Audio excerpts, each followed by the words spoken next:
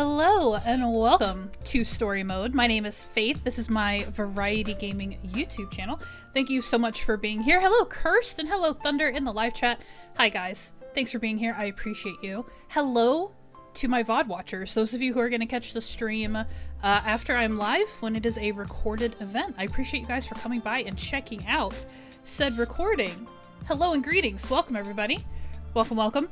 We'll get through the boring stuff, aka the best stuff first here in the stream. We are currently working our way to monetization on story mode, and here is our stats as they are right now. Out of 500 subs needed to monetize, I have 141. Thank you guys so much for the support. And out of 3,000 watch hours, we are up to 1,776 hours. Thank you, you guys, for checking out the content. Thank you for watching older content, letting playlists run, whatever it is you guys are doing to crank those watch hours. I appreciate that so much. So we are working our way. We are getting there. And it's going to be super fun when we have monetization, because then I'll be able to offer you guys memberships that come with a whole bunch of fancy perks, and it'll be a good time for sure. So let me also mention really quickly that for story mode, I do have a throne wish list. And as of right now, the only thing on that list is a PlayStation 5, and that is because I want to be able to stream more games moving forward in the future. Not only are most new titles for PlayStation specific developers going to be coming out for the 5, but I am definitely looking forward to playing specifically Kena Scars of Cosmora, which has been announced to be released this year. I would love to play that on a 5, so it's just a console that I need access to stream with, and if we can get one of those for the channel, I can play so many more games for you guys, and that's like a little investment in the content future. So if you want to contribute to that PlayStation 5, it is there in the throne wish list. Follow the link in the chat that my bestie Curse has just put in, and that's that about that. Okay, last thing, you guys. It is still, even though it's Monday or Tuesday, depending on who you are and where you are, it's still the weekend deal for the Lord of the Rings Return to Moria game on Steam. So if you are interested at all, if you are even the slightest Lord of the Rings fan, you can actually go and purchase one of the coolest games to be invented in the Fourth Age that we know of. And it's on sale right now. The base game is 55% off. Durin's Folk campaign expansion is 34% off. And every DLC pack that includes special build items, skins for your outfits and armor, all that good stuff, all of those individual packs are 40% off. And let me tell you, all of this stuff is pretty affordable to begin with. So go check it out. See if you need to pick up anything else to add to your collection of your Return to Moria goodies. Also, they have a art book as well as the soundtrack available on Steam. So go check that out for sure. As the slide says, it is through the 19th that the sale will be going on. So go check it out on Steam. And with that, I think those are all the promos. I'm thankful your intro is so long, I was able to run to the loo. It's long so I can do some things too. So yes, a nice couple minutes for us to catch up with life. Because it's your birthday and you want it, let's be honest. I mean, I have a PlayStation 5. It just lives downstairs. And I don't want to take that away from the shared household use. I would like to have my own PS5 specifically for streaming. So with the Switch 2, it's super easy because you just take the Switch 2 from one dock to the other. I don't need multiple consoles, you know, to do that, but unfortunately the PS5 does not function the same way. So I mean, I do want it, but like, I already have one. I'm just saying. Thunder, I might be slightly interested. You have everything though. You have everything already, but yeah, so go check out that weekend sale for sure. Another fun little detail, pop that back up. Another fun detail about that is my playthrough is being featured on the Steam homepage for the sale. My playthrough of Return to Moria. So I am part of the creator program for Return to Moria's, well, their publisher, which is North Beach Games. I technically am a promoter under North Beach Games, but yeah, so my content is going to be playing, and a bunch of my fellow RTM streamers, their content is going to be playing on the homepage. So even if you don't want to buy anything, or maybe you already have everything, go check out the Steam homepage and support those creators, because we're here for you guys too. I only have 1 of 5 Durin Folk. I'm not even going to ask why you need 5. I'm not going to ask. I don't want to know. What I do want to know is,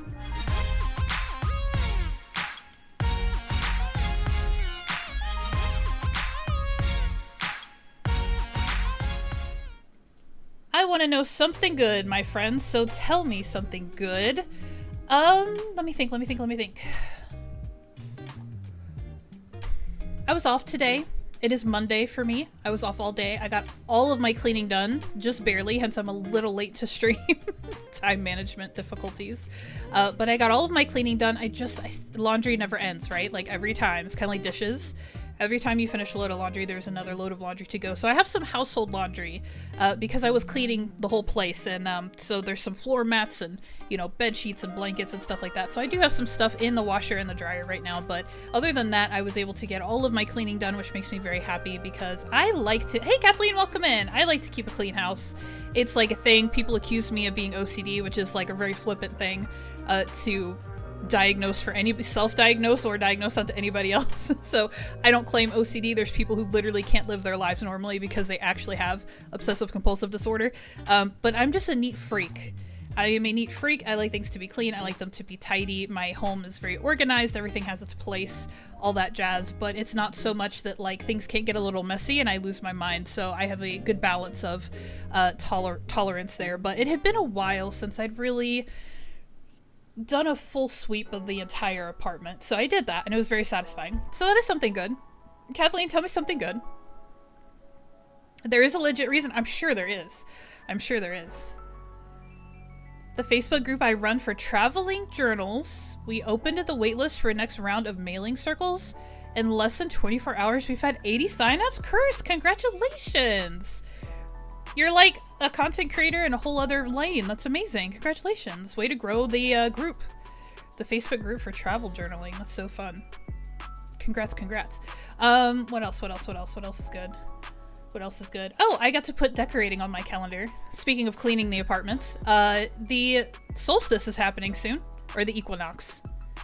The equinox? I don't know. I didn't go to college. But whatever happens in the grand scheme of things to constitute the first day of spring, that is happening in the next few weeks, maybe even next weekend. I'm not sure. I haven't looked at a calendar since I put decorate on one of the Saturdays coming up. So I'm excited to transition the home decor from the winter decor to the spring decor because I'm ready for spring. And we've had some nice warm days in my neck of the woods. It's still that really weird, like one day it'll be a high of like 30 and then the next day it'll be a high of like 75 and then it'll go back down to 30 or 40 or something. Thunderstorms, some snow here, and like it's a hot mess in the Midwest. That's how we roll. But we are gradually transitioning into those warmer temperatures. So I am over winter, so I'm ready for it, but I also really don't like summer just because of the temperature. I love the sunshine and I love the outdoors, but man, do I just get overheated really fast. So it's a catch-22, but I'm ready to move on from winter for sure. So it's warming up, which is really nice, and I will get to decorate the apartment for spring, which just means all of the succulents come out, all of the artificial plants, and all of that stuff. So I'm excited to do that here in the next couple of weeks. Kathleen, you are still off, and it's just started. Your week has just started. Congratulations. Is this your spring break? Mine isn't until April. So I will have a week off in April from my school for spring break. And then we just had a week off for like, I don't know if they call it winter break or something, last month. So is a spring break for you, or is this just some random week off for your school? My new job is cruising along nicely, and I'm finally finishing my big Return to Moria build. Nice, Thunder. Congrats. I'm glad things are settling in. I love a routine. I love it when stuff is just feels like it's as it should be. So good. I'm glad. And I'm glad that you feel good about your job, because isn't that the challenge sometimes? So I'm glad it is cruising along nicely and you can feel that way about it. Kirsch, you love my decor refresh. I love it too. I just every time I'm like, I need something new, or I just need to change it completely. But the older I get, and we know how old I am now, oh buddy, the older I get, the more I settle into kind of the same stuff. So I think my winter decor really needs a revamp, because it's a little chaotic for me, and I never kind of have what I want. And then my fall seasonal decor is also a little bit eclectic. And I'm just not the eclectic type. I'm a very neat, matchy, almost minimalist in terms as well of my decor.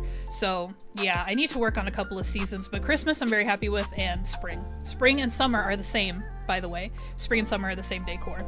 So when I reset and when I decorate for spring in the next couple weeks, it's going to be that stuff until fall, which is going to be really nice. Well, my part at least, group effort. I'm doing stage 1, sort of. I gotcha. It is spring break for my university and the school I work for. Nice! Nice. That's early. Jeez.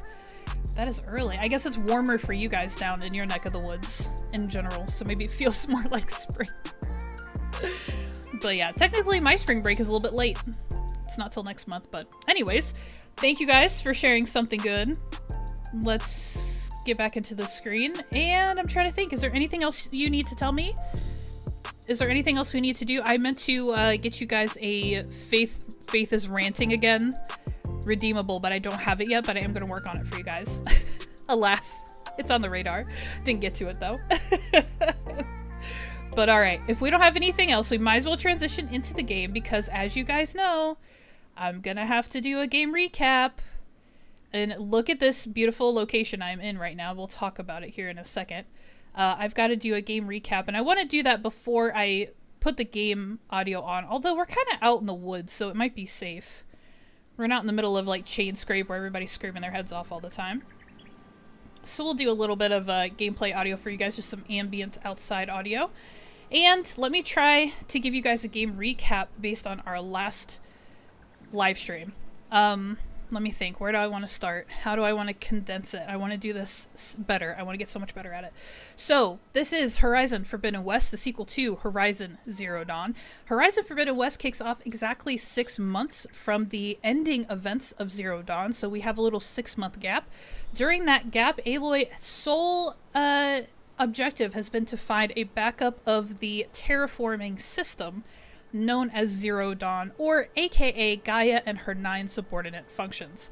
So the terraforming system that brought Earth back to life after the Ted Faro robot annihilation that was catastrophic to the world. Zero Dawn brought life back to the Earth and made the Earth inhabitable. However, the program itself, it is an artificial intelligence system. It is malfunctioning, and there's all kinds of reasons I could give you, but I'm not going to, about why it's malfunctioning. But basically know that it is malfunctioning, which means that the system that was invented exclusively to produce life on Earth again, and also to maintain life on Earth, is not working correctly, and thus we are dealing with a lot of natural disasters and like meteorologic just issues, problems. So we've got like a land disease that's killing out crops and killing wildlife and just kind of sucking dry certain areas, certain wilderness areas. We have these really severe, really weird, like uncontrollable storms happening just in the like around everywhere, and we also have some issues like in the waterways. We have like some congestion going on. We have some like overgrowth and other things. So basically, like, stuff is out of whack because the terraforming system is so integrated into the function of the biosphere now that this issue of it not being functional means that we are suffering quite a lot, and that life on Earth is actually being literally threatened, because if this blight goes unchecked, we're going to lose the ability to exist on this planet, and that's going to be a problem, right? So Aloy has been on a desperate hunt for a backup of Gaia so that we can reboot the terraforming system, get everything working the way it's supposed to again. That, at the moment, is the biggest, most important overarching objective we have in the game. So we've taken a couple of steps to accomplish this, and upon discovering that our defeat of Hades was in fact a liberation of Hades at the end of Zero Dawn, we now have to find Sylens again, who actually tricked us into releasing Hades rather than destroying him. And Sylens has beckoned us into the Forbidden West. So we started our game, we started in Zero Dawn, and I looked this up for you guys because I said I was going to. Zero Dawn takes place within Colorado, Utah, and Arizona.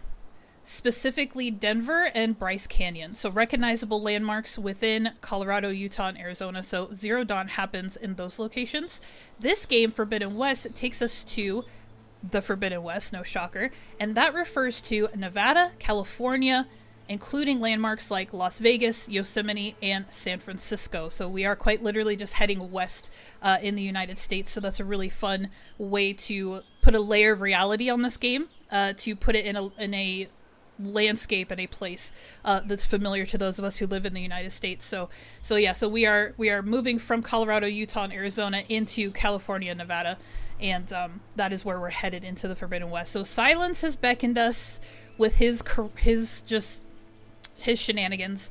He's like, if you really need to find a backup of Gaia, you're going to have to find me, and I'm in the Forbidden West, so you've got to come here. We've taken a lot of steps to get this far. We just completed what was referred to as an embassy in a place called Barren Light, which the embassy was a bit of a peace, it was supposed to be a peace summit between the Karja and the Tenakth. So the Karja are the most advanced tribe of the game, of this franchise, of this kind of tribal world system, and they are trying to make amends for the actions of the Mad Sun King that happened about a generation ago. And the new Sun King, his son, direct son, is trying to make amends. He's trying to make things better, and he's trying to cultivate a peace with a tribe called the Tenakth. And the Tenakth are a very aggressive, very violent tribe that inhabit the Forbidden West, and thus have made the West forbidden to anybody else. So we went to this embassy. We had to do a whole lot of things to make it happen. We went to the embassy, and craziness ensued. At the embassy, we were talking to a liaison, for lack of a better term. We were talking to a liaison who is of Karja descent, but has been living with the Tenakth for the last 5 years. So he was a perfect mediator in between these two tribes. And we had a long conversation with him about his history and what he was trying to accomplish. And he let us know a lot of good information about the Forbidden West and how to come in here and what to do and where to go and stuff like that. So we were having this great conversation. Everybody was tentatively getting along, and then a particular Tenakth of a particular tribe, she is actually exiled because of her previous shenanigans. Her name is Regala, and she attacked the embassy. So we had all three Tenakth tribes plus the Karja represented at the embassy, and conversations were about to take place when Regala, a rogue Tenakth with her own following, showed up and just started shooting arrows at everybody. So there was this huge ambush that happened at the embassy, and so now it's become obvious that the Tenakth, outside of their issues with the Karja, the Tenakth essentially have a civil war on their hands, because you have we're referring to them as the rebels, you have this group of rebels led by Regala who are openly attacking the other clans of the Tenakth, because they don't believe in the direction that Hakaro, the current high chief or high king, if you will, of the Tenakth, the direction that he's taking everybody. That's a bit more peaceful, it's a bit more diplomatic, it's a bit more reasonable. Regala represents a side of the Tenakth that are just ruthless and want things to stay the way that they are, and don't want to barter a peace with the Karja. That's the real kicker, is the fact that Haruko is even considering a peace treaty with the Karja after everything that the Karja Mad Sun King did. So they have this huge conflict on their hands, and we are now kind of shoved into the middle of it. So of course, we love to just drop right into the middle of these random conflicts that have nothing to do with us. But yeah, so the embassy was ambushed. The liaison we were speaking to, yes, Fashav, very sad, did not survive, and so he is no longer a resource for us. He was a very cool dude, and in the ambush, he was lost. We also saw a couple of other characters that will come back, Regala being one of them, also someone we didn't officially meet, but we saw him take some serious physical damage in the ambush, a fella who lost his arm, actually, to a machine. So we haven't properly introduced him, so I'm not going to go into those details, but there are a couple of people that we kind of saw, also met at that embassy/ambush that we're going to meet a little bit later. So yeah, that's what happened, and now the ambush happened, we had a big fight, all of that stuff, and so Regala took off, and we are continuing our journey into the Forbidden West, because despite being sucked into the middle of a civil war, Aloy's objective is still to find that backup of Gaia. That is the most important thing, because if we don't find a backup, if we don't fix this, ain't nobody gonna survive. It doesn't matter who's fighting, right? Nobody's gonna make it. So that is our objective as we see it right now. So now we got some coordinates from the fella Sylens that we are hunting down, that I mentioned before, who says he can help us find a backup.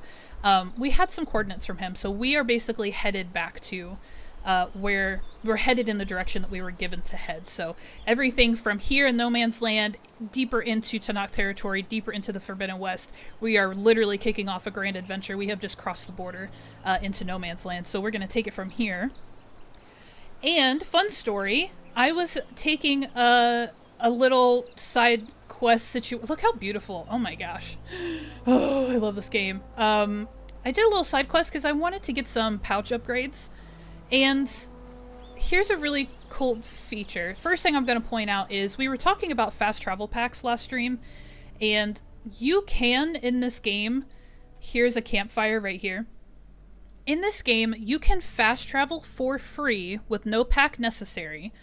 You can travel from one campfire to another campfire if it is activated.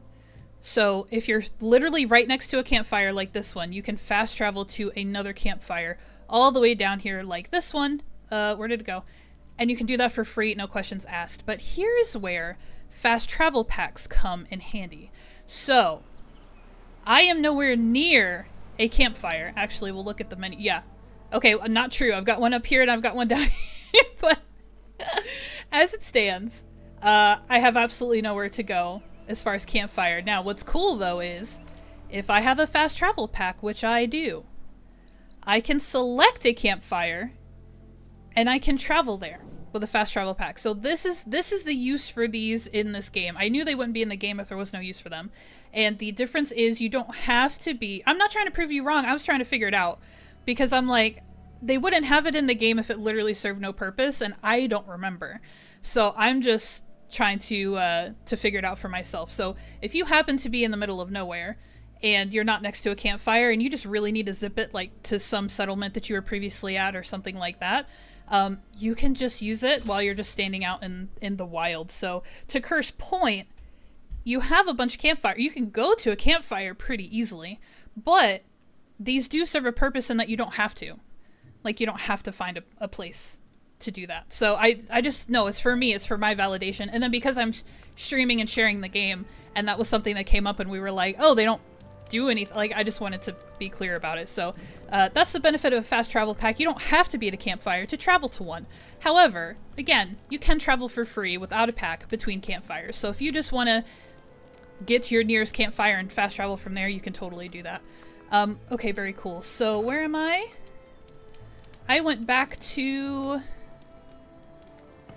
Is it Barren Light? I think I'm at Barren Light. And that is because, like I said, I went on a little side quest because I wanted to upgrade, specifically my bow quiver. I wanted to be able to carry more arrows. So here's what I did, and I want to show you guys this other feature of the game. Okay, so pouch upgrades. If I go in here, here's my quiver. So do you guys see how in the top right it's saying I needed 2 raccoon hide and 25 metal shards? So I had to go hunting raccoons, literally, specifically. So that was the side quest that I just did. I'm gonna go ahead and upgrade this because I went hunting. I found my raccoon hide. So now what I'm gonna show you is how you can create a job out of a situation like this. And I think this is a really cool thing that you can do in this game. So now to get another upgrade to carry more arrows, I need 1 peccary bone and I need 1 rabbit hide, which I do not have in order to do this upgrade. Now in the bottom right of the menu screen, you can see that triangle will create the job. So I'm going to hit triangle. It says, would you like to set this job as your active quest? I'm going to say yes. So here's what's super cool about this, you guys. If you do this, remember we were talking about selecting different quests in your menu to set them as the guided icons on your screen. So if you, I'm trying to get them over like a dark area of the screen. So if you guys see the yellow diamond shape icon that's on my screen, it's got like a step count next to it.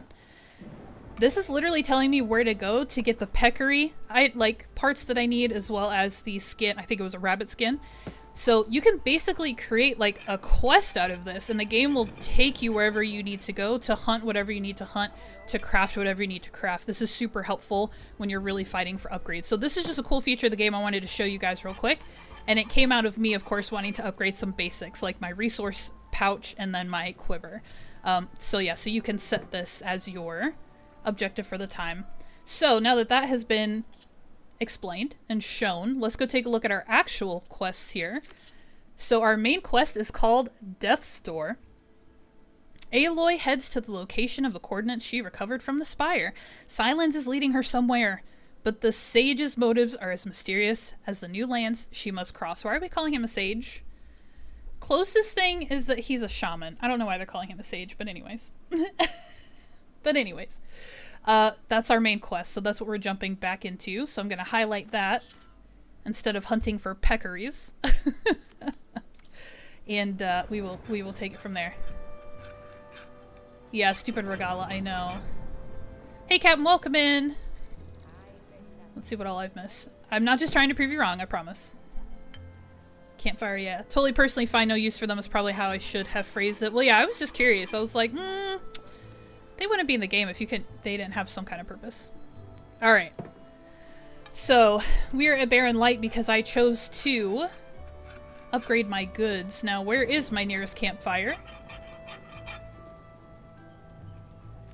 I'm looking at my my compass in the top of my screen. It should show me. I just fast traveled here, right? So it can't be far. Where did I find it? There it is. Right in the middle, right in the middle. Okay, so now that I am next to... I'll go ahead and quick save, because why not? I am next to a campfire, so I should be able to travel freely to any other campfire. And look at how far... Oh, this is how far we have to go. That's a long way. Okay, what is the nearest campfire to this? Can I travel here? Oh, it says no because it's an unknown. Here's a campfire that I have at least passed, if not activated or saved at, so we can go to this one. Yeah, it's a long way, Captain. It's a long way. Oh, gosh.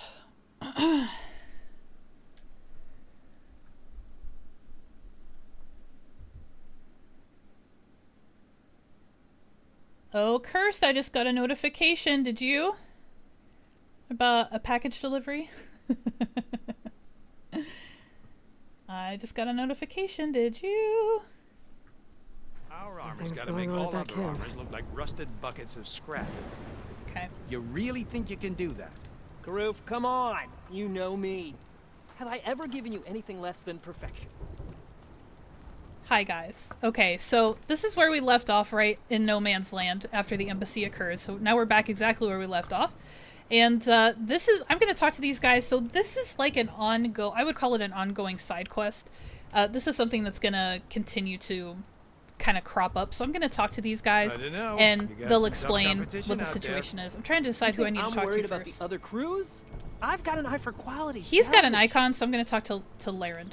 Oh, I'm going to talk to them both. Okay, here we go. If it isn't the savior of Meridian and of my very own operation. Larend, say hello. Hello, nice to meet you. You know, if it weren't for this one, I probably wouldn't be standing here right now. I was at Barren Light when the Tanakh attacked. Nasty business. But every codger in Oseram is thankful you drove him off. So what are you doing out here? Well, to hammer it plain, there's treasure in the West. Unclaimed scrap and ancient metal. And I've got a sturdy band of salvagers that's ready to take advantage. We'll buy any scrap you got. And if you're looking for machine parts, we've got the best in the West, guaranteed. And soon we'll be trading in more than just that. For too long, the West has been, well, forbidden. Dangerous. But what if I told you we could make an armor so tough, so infallible, that you'd never have to worry about survival out here again? I'd be curious to take a look at it. Of course you would. And that's why I've asked my most talented salvagers to find what they need to make that armor. Each of them will present their work to me. The best protection will go on sale to hunters, just like you. Lucky me. Now, if you'll excuse me, I have some business to attend to back in Chainscrape. Larend can take care of you while I'm gone. Can't wait to see what you come up with, my boy. Leave it to me. It'll blow all the others out of the forge. You have got to help me. What are you talking about? The armor. I made a dozen versions of it, but none of them were good enough. And there are other crews further west. If they make better armor than mine, I can kiss that keg full of shards goodbye. So you get a prize if Karif picks your armor? A big one. And I finally have the perfect design. I just need the right parts, and fast. So maybe you'd be willing to pick up a contract and get them for me? What would I be looking for? Shell walker containers. Ugh. Their plating's made to withstand a lot of damage. It'll make the perfect armor. I know it. I think I can handle that. Ah, thank the Forge. All right. We scouted out a herd near here.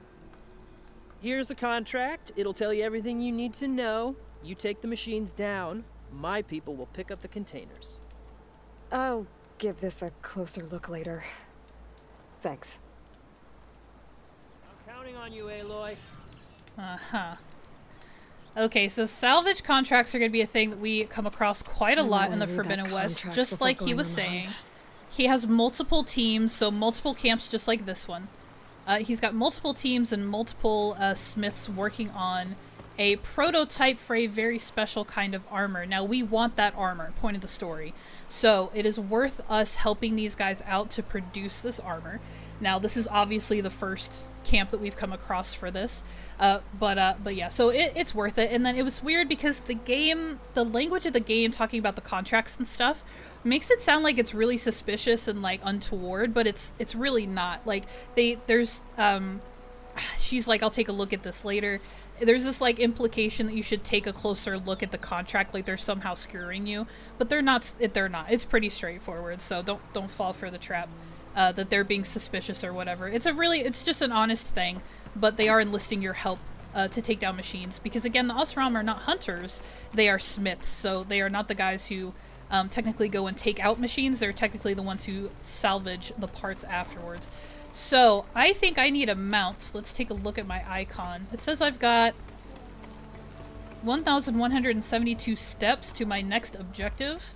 And instead of walking that whole way, I think I would like to have a mount for it. So let's override one of these chargers. Relax. And we'll ride him. Alright, here we go. Let's go this direction before these other chargers decide they want to attack us. There's a lot of ancient wrecks out here. There's some. Must have been a huge There's a battle. fight going on out here. Do I have to help? Don't let your guard down! Do I have to? Everything we have is So with the mounts, you can use them to fight. Are they literally attacking my mount? What is happening right now? Some luck we have. Hey you! Flame hair! Come here and let me thank you proper. Okay, she might have something for me. Get off of the thing. ready. Go! Let's repair him, since I made him fight. What's up, you guys? A save point? Might as well. You sure showed them, Aloy. No? Not yet. Good to have you on. Why are you yelling at If me? it isn't the hero of the day. Sure, I'm glad you came by when you did. Are you all Delvers? We've been working No Man's Land for a while. I was hoping to get back to Barren Light by the time they opened the gates, you know? After that embassy of theirs. Seeing as how we almost got minced to pieces just now, I'm guessing things didn't go so well. You could say that. It's not like No Man's Land was safe to begin with. But I didn't think I'd have to worry about this enact the neutral territory. And now, they're riding machines. If you were headed back to Barren Light, why did you stop here? We ran across some ruins nearby. Thought we'd take a gander, find some good salvage. But the place is full of weird red crystals.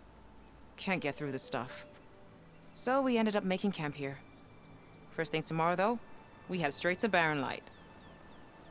Should probably send a message to our crew down at Jagged Deep about all this, too. Jagged Deep? It's a dig site by this big lake down south. Old world scrap everywhere. Can't miss it. And that's my cue. Here. Thanks for helping us out. Maybe I'll get into more trouble and see you around. Well, let's hope not. Let's hope not. She gave me some smoke bombs. Okay, not bad. Not bad at all. I already had a mount. Yeah, you're right. I've been playing Zero Dawn where you have to replace your mount every time you leave an area, so I just did it by instinct. But that's okay. There's no penalty for having more than one mount. Doesn't hurt anybody. Okay, so she just told me some information about a side quest I'm not that interested in, but it's really hard for me to see, you know, people being attacked and not help them out, so there we go. There we go. So yes. Oh, I'm loving how fast this one will actually go. So yeah, like I said, I picked up Zero Dawn kind of for the fun of it. I've been playing that downstairs a little bit this week, or over the weekend, I guess. And yeah, it's different. It's different. A lot of things are different, and I appreciate the improvements made. Why won't you go? Just go. I appreciate the improvements made to Forbidden West in a lot of ways. One of them was that your mount does not go very fast. They go a lot faster in this game. And like Kirst was saying, if you, like this charger that I'm on right now, will continue to come to me if I call him throughout the game. So I don't necessarily need to continually override new mounts as I travel. Come on now. So they improved that a bit. I've got a paraglider now, which so I can float off of cliffs and mountains and stuff. Which I could not do in Zero Dawn, which I kept wanting to do in Zero Dawn. Shellwalkers use this passage regularly, and Laren wants their plating. What are you talking about? At his camp. Might be a good idea to place some traps on the road first. Catch the convoy by surprise. Wait, what is she talking about? A convoy? I missed something.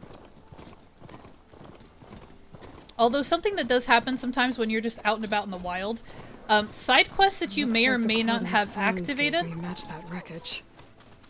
Did he install Hades on another Titan? Aloy, shut up.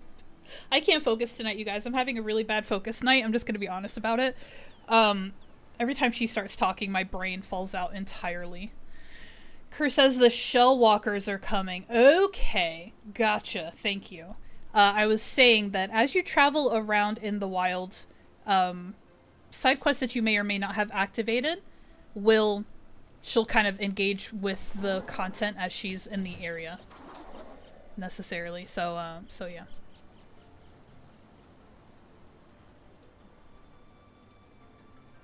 Here we go. I'm gonna keep following my main objective though, for now. Can you swim, my dear charger? No? Okay.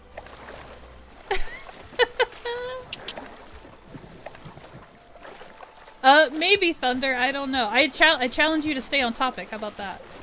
Because I love having you in the chat to contribute, but yeah, I don't... I can't take any distractions on my brain.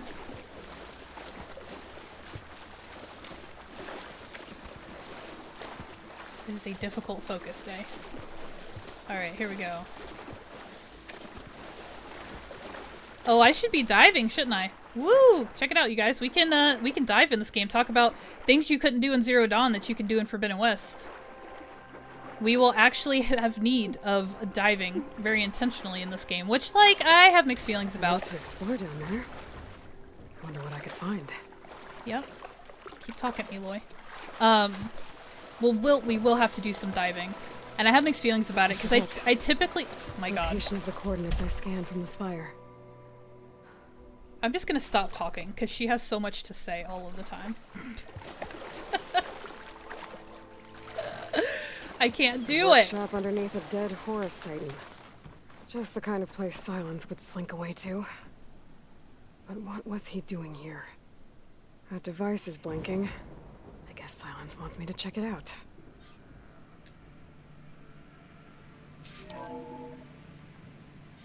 Aloy, consider this message a beacon to help guide you out of the fog of ignorance. Using explosives, I've detached the processing orb from the Titan overhead, a perfect cage for our mutual friend, Hades, in order to render it cooperative.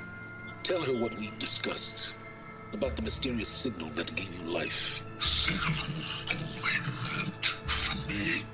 Signal was received for 7.22 years and ceased. Cannot compromise. Gaia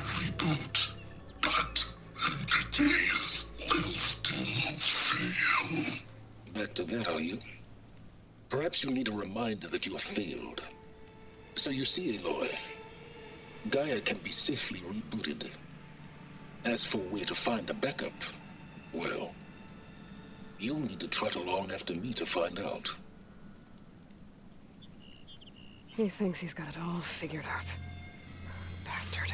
But I guess there's only one way to find out where he moved the orb. Might be worth looking around more first. Can I say something, Aloy? Is that okay with you? My problem is I come at these streams as a general game design enthusiast. Maybe too general now, you're good. I talk back to her a lot in playing this one. Like, I'm just not going to talk because she's going to keep saying stuff. Okay, so obviously we've come to the coordinates, at least the most recent coordinates we were given. So that was a fun little holographic image. You guys heard and saw that. So the weird voice, the mechanical kind of voice, was obviously Hades. That sphere was what used to house Hades over at the Spire, but I guess Sylens has put him inside of another one. It's kind of, think of it like a server, like a computer program staying inside of a server, kind of living inside of a server until activated. So, so Sylens is like, hey, we have, like, I've gotten some information out of Hades, and, like, it's good information, you're going to want to understand it. Hades directly referenced the mysterious signal that we talked about, and said it was meant for him alone, but we do know that that mysterious signal actually gave sentience to all of Gaia's subordinate functions, all 9 of them, not just Hades, and so, it's got a big implication, and so that just gave us a little bit of insight about what was going on with the signal that kind of started all of this chaos here. Because Gaia, before that signal, was technically functioning correctly and everything was going the way it was supposed to. So now we're at this camp, and Aloy, because she likes to talk a lot, has told us we need to follow the trail of the orb, because obviously where Sylens goes, he's taking this orb with him. So you guys can see this big divot in the ground. This is basically a trail of how he dragged that sphere containing Hades through this area. So we're going to explore the camp a little bit, like Aloy said, see what there is to find. But we're probably going to follow this indention where very clearly something large was dragged, and follow that further into this area. So that's what's happening with that. Alright. Hey now, that's not what I meant to do. I meant to hit my focus, because there's a data point.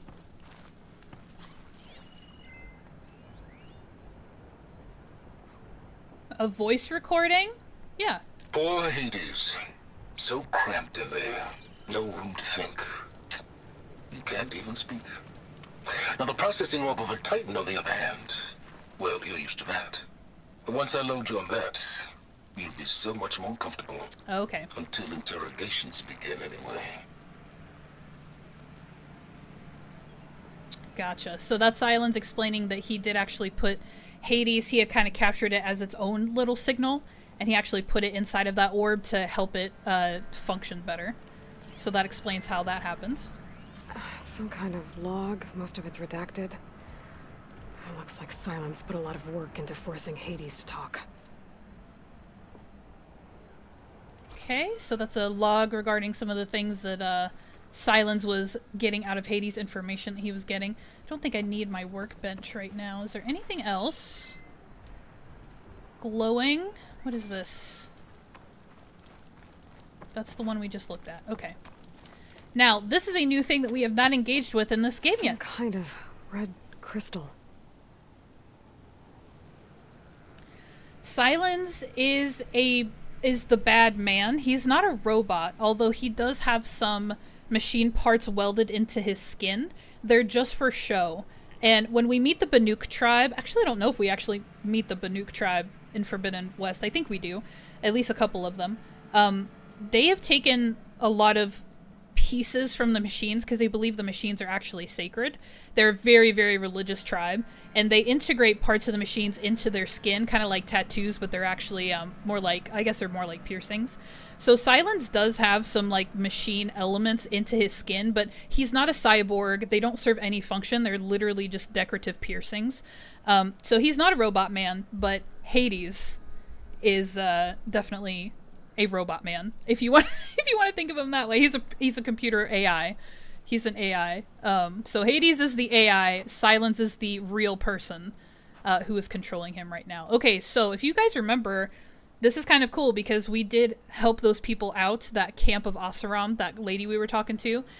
We helped them out. They were getting attacked by machines, right? So she said, we went to this place and we were trying to salvage, but there was a bunch of red crystals everywhere. And in my brain, when she said that, I was like, I don't remember what she's talking about. Like, I couldn't recall it. But this is probably what she was referencing. So this is called something goofy, like Fire Blast or Fire Bloom or something. What is this called? Can I scan it? I don't think there's anything I can do about this now. Hybridized crystalline and fungal growth of unknown origin.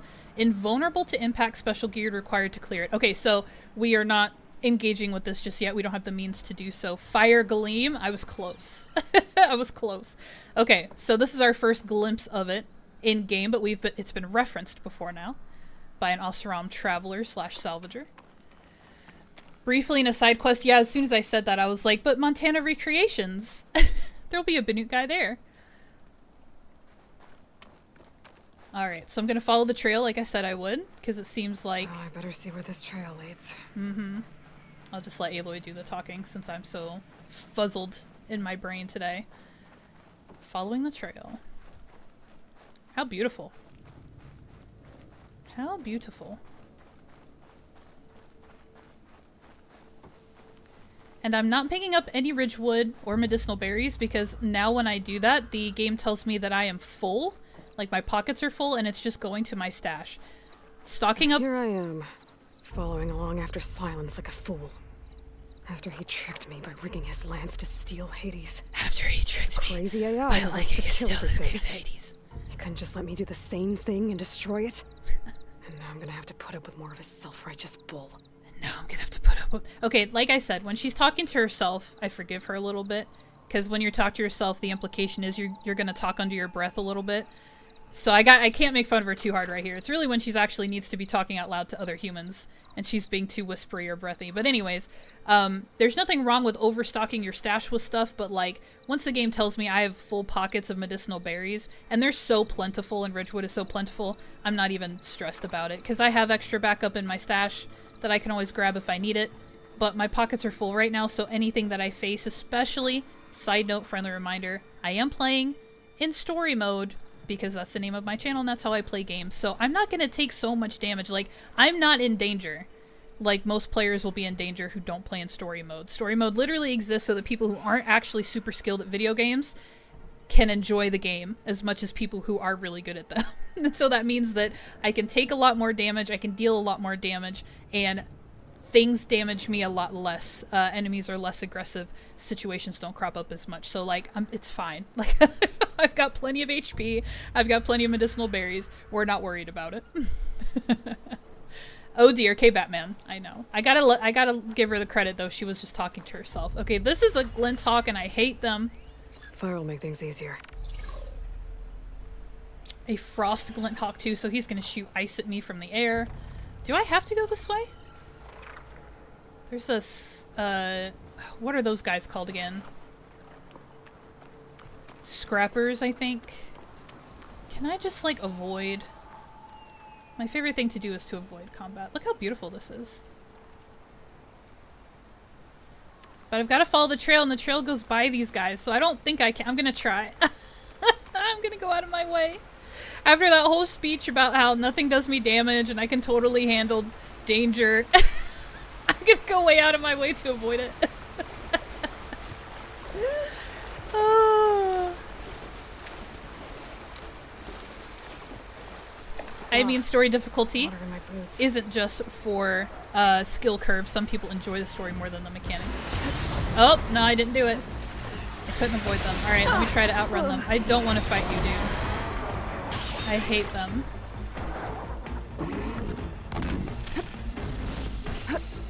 I did upgrade my my skill tree a little bit to increase my concentration, so I really should turn around and give it a try. Concentration is something where when you pull your arrow and you aim, the game will actually slow down the action a little bit and give you a chance to take aim and shoot. And it's really, really helpful against things like the Linthawks, other aerial enemies. But I'm just not feeling it right now. Is that a metal flower? Uh-oh. Am I safe? Can we talk about the metal flower? Am I gonna get attacked? I think I'm safe. I did stay still too long. This is a Sylens metal must be flower. pretty confident he's found a backup of Gaia, but Aloy's gonna talk. how? Every place I've checked, every lead, they've all been dead ends. All backups purged. So what did Hades tell him? I can't curse because I can't form thoughts while she's talking because I'm having a bad focus day. So I literally can't. What, me? Yeah. Oh, chargers. Oh. I don't know if I can actually get in here yet.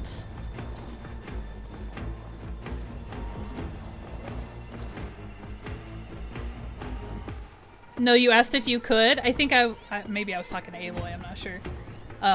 Okay, metal flower. A metal flower sprouting organic vines, invulnerable to impact, special gear required to clear it. Okay, so this answers my question. We can't do anything about this right now. But if you guys noticed, coming off of this metal flower, there's like this interesting vine. Like this bluish, whitish vine thing coming. And if you guys see, there's something inside of here on the other side of these vines. I can't access it though, because I can't clear this metal flower out right now. So, is this gonna get marked on my map? I can't tell because I'm standing... Oops, don't do that. I'm standing right next to it. Oh, I put a marker down. I didn't mean to do that. Clear that.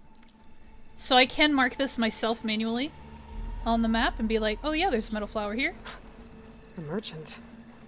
Didn't expect to see anyone else out here. It might be handy to... Shut up, Aloy. I'm over you. Okay, it didn't. It didn't put the metal flower on my map. Okay, so if you are interested in utilizing, unlocking, engaging with those, you can mark that on your map manually. Oh there! What's Honora doing this far west? What? No matter, no matter. I can get you stocked up for the wilds if you need. Okay. Is this an actual guy, or is he just a merchant? Like, do I need to talk to him? We're gonna find out. Okay, a Frost Hunter bow, a Forge Fire Tripcaster, and a Slicing Shredder Gauntlet are available to me. We have talked about bows are pretty straightforward. We've talked about Tripcasters. These lay trip wires for machines to engage with, to walk across and then take damage. So I'm assuming this says Forge Fire, so I'm assuming instead of an electric tripwire, which we've seen, this one does like a fire tripwire. So that's what that is. Let's see, it'll tell me here. Yeah, it uses fire tripwires to burn enemies. It can also use shock and can be upgraded to increase its damage over time. Okay, so it can be used either or. Elemental tripwires, but that's a tripcaster we're fairly familiar. A Slicing Shredder Gauntlet. The best thing I can compare this to is, like, do you guys ever see those dog toys where it's like a wand that has, like, it's like a big spoon, and you put your tennis ball or whatever on one end, and then you use the wand to like throw the ball super far or whatever? That's kind of what this gauntlet is. You basically have this ammunition that I think is very ball-like, and you can fling it really far. It's not a slingshot though, it's something different than that, but it's just like, I don't know, maybe think of it as like a lacrosse stick or something like that, that you can use to chuck something really far. It also might be mechanized. Let's see if it says. Hold the weapon drawn before firing to tear into enemies longer. Each catch charges the shredder and increases its damage. So yeah, if it's taking some kind of charge for you holding it down, like kind of building tension in a bow to fire off your arrow with tension. So yeah, it must be mechanized to some degree. But yeah, here's a great example of me being like, I don't use the extracurricular weapons. I don't engage with the more complicated sides of combat because I'm super boring like that. So just letting you guys know that's what the gauntlet is. It is something it's basically like a mechanized sling that chucks a very specific type of ammo, and I'm pretty sure that will be elemental at some point as well. Maybe you can turn off the voices and just voice act all of the dialogue if my brain would do that. Hey Chris, welcome in. Oh man, I just joined. Welcome, welcome. Nothing's happened really yet. Slowly making our way downtown. Aloy is extra chatty today, yeah, and I'm having a sad brain day, so I'm not tracking as well as I should. No. I wasn't done. Okay, weapons, outfits. The Nora Sentinel outfit. An accomplished Nora sharpshooter worn by those who fought in the Red Raids. Oh, I don't want to wear that. No thanks. As far as resources, I'm not that worried. And then I should say this too. In Zero Dawn and Forbidden West, there is a buyback option at a merchant, which is really great. So if you have sold something and you realize, shoot, I needed that for an upgrade, I needed that to craft something in the first game, or I need that for a side quest, you can actually buy anything back that you've already sold. So of course you have to pay for it, but this is a really cool feature to help you if you ever make the mistake of selling something you didn't mean to sell. So side note, you can do this with a merchant as well. I had to cook a lot when I got home. I am so sorry. I hate cooking. I'm so sorry you had to do that. I do like it for Forbidden West that we can wear one outfit but have a different appearance. Yes. I like that as well. Right now, I went and got the... Ooh, Silent Hunter. The Nora Silent Hunter Heavy. Or is it the medium? Where it looks like you're wearing a fishnet. Like a giant green fishnet, but it's the stealth outfit. If I could make that look like something that looks cooler, like the Karja Blazon outfit, which looks really cool, like that'd be amazing. Still have the stealth stats, but yeah, have a different look to it. That'd be great. Okay, I'm still following the trail of the orb. Agreed, Cursed, yeah. You know I love my stealth. It is so... We're built for leaping. Oh, it's the kangaroos, Cursed! Here's our machine dedicated to the Australian outback. What do they call them? They don't call them hop. They call them something legs, right? Oh gosh. What are these called again? They're the kangaroos. Leap Lasher. Wow. Here they go. Go on, do a little hop for us. Go on.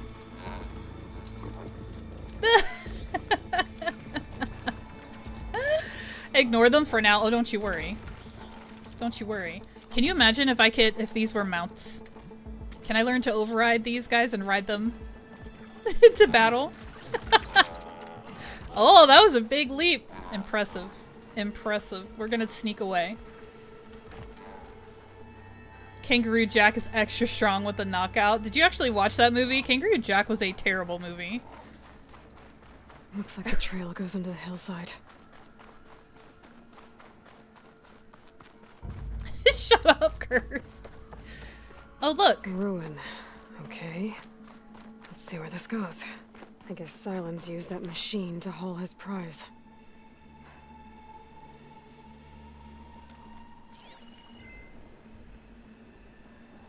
Wait, tell me what this is.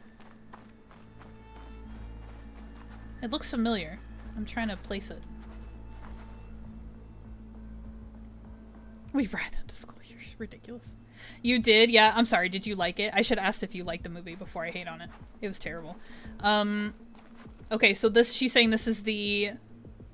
Is this a trampler? This is the machine that Sylens used to haul the orb. Oh, look! That must be the orb Sylens stuck Hades in. And that door. Looks like a Pharaoh facility. Or a Zero Dawn? It was funny to an extent. I'll give you that. I did chuckle. I chuckled a few times. Even I haven't seen that movie. You're not missing it. You're not missing anything. Okay. She said this is a Zero Dawn facility, potentially? Oh, hi. It's the All-Mother. Open gene locked hatch. I think I'm supposed to interact with this orb first. Is that correct? Examine Hades. Okay, guys, buckle up. Turn up the volume. If I'm remembering correctly, this is gonna be a whole thing. Are you guys ready? Come on, Hades. You still in there?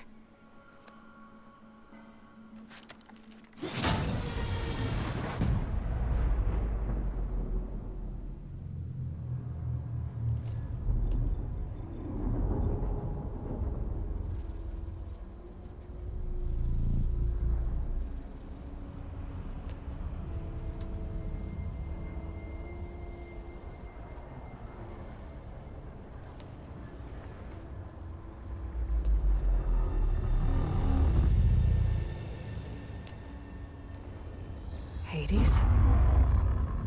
Is that you? System threat detected. You don't look so good. You are the Aloy. Come to destroy me. Yes. Permanently this time. Even like this, you're a threat to Gaia. Once I resurrect her. So you have not yet secured Gaia back up. Then Gaia is dead. Earth and you too. Despite malfunctions, I have won. Whoa. I love the voice so much. I feel like it's Lance Reddick, like filtered, doing the voice of Hades here. But anyways, that doesn't matter. So yeah, so this is what Hades has been reduced to. I mean, we dealt him a lot of damage in the last game. Of course, Sylens ensured his escape so that he could continue to interrogate Hades to get more information. So he's saying, hey, you just said you need a backup. So basically she's telling Hades the Earth is going to end. And Hades' subfunction, I remember telling you guys, he was part of the Gaia system to act as a fail-safe and a kill switch. So if Gaia failed to create the perfect biosphere to support life, he was supposed to resurrect the Pharaoh robots and allow them to re-destroy everything. That was his programming, was so that everything would get destroyed again. Gaia would then kind of reboot or restart and try again, because they kind of understood, hey, we're asking a computer program to recreate a perfect Earth environment to bring life and sustain life. That's extremely, intricate and complicated. So they had a fail-safe for when it didn't work. They assumed that the first couple of tries, the system probably wouldn't get it perfectly. So Hades is only doing what Hades was programmed to do. So he is seen as a villain. He is seen as the threat. He is a threat, but he's literally just bringing Pharaoh robots back to life to wipe out what he deems as imperfected. Now, he received that signal, that mysterious signal that gave him sentience, so now he's acting on his own. That's really the only problem. And the only thing he knows to do is to destroy. So again, he is just playing into his programming. So it's very cool. I love this about the story, because you could just be like, oh, Hades is just a destructive AI and he's just malevolent. He just wants everybody to die because it's somehow evil. But it's like, no, man, like, it's a computer program. Like, it's not as simple as that. Like, so he's actually functioning with the normal parameters, but he's like a misguided individual. Like, he has certain things he knows to do, and the only things he knows how to do, and now he has the power to choose when he does it. So he's just acting the way he was created to act, the way he was programmed to act, but he's doing it out of control of, you know, the higher authority of Gaia. So anyways, I like that because it makes Hades more intricate than just a purely evil entity. There's a little bit more going up here. Okay, so let's talk to him. He mentioned the Gaia backup, so I'm gonna start there. Sylens asked you where to find a backup of Gaia. Data error. Memory structures disintegrated. Right. Because that would have been easy. This is gonna happen a lot. She's gonna ask him questions and he's gonna say data error. So Sylens basically left him here for us to engage with, so you can imagine that this is not gonna do us too many favors, but I love this because it's very insightful to what's going on between Sylens and Hades. So he's also mentioned the mysterious signal, so we'll ask him about that. Sylens questioned you about the mysterious signal? The one that woke you, gave you consciousness. Who sent it? Signal transmitted by masters. And who are they? Masters woke me to destroy earthly life. Who would want that? Data error. Memory structures disintegrated.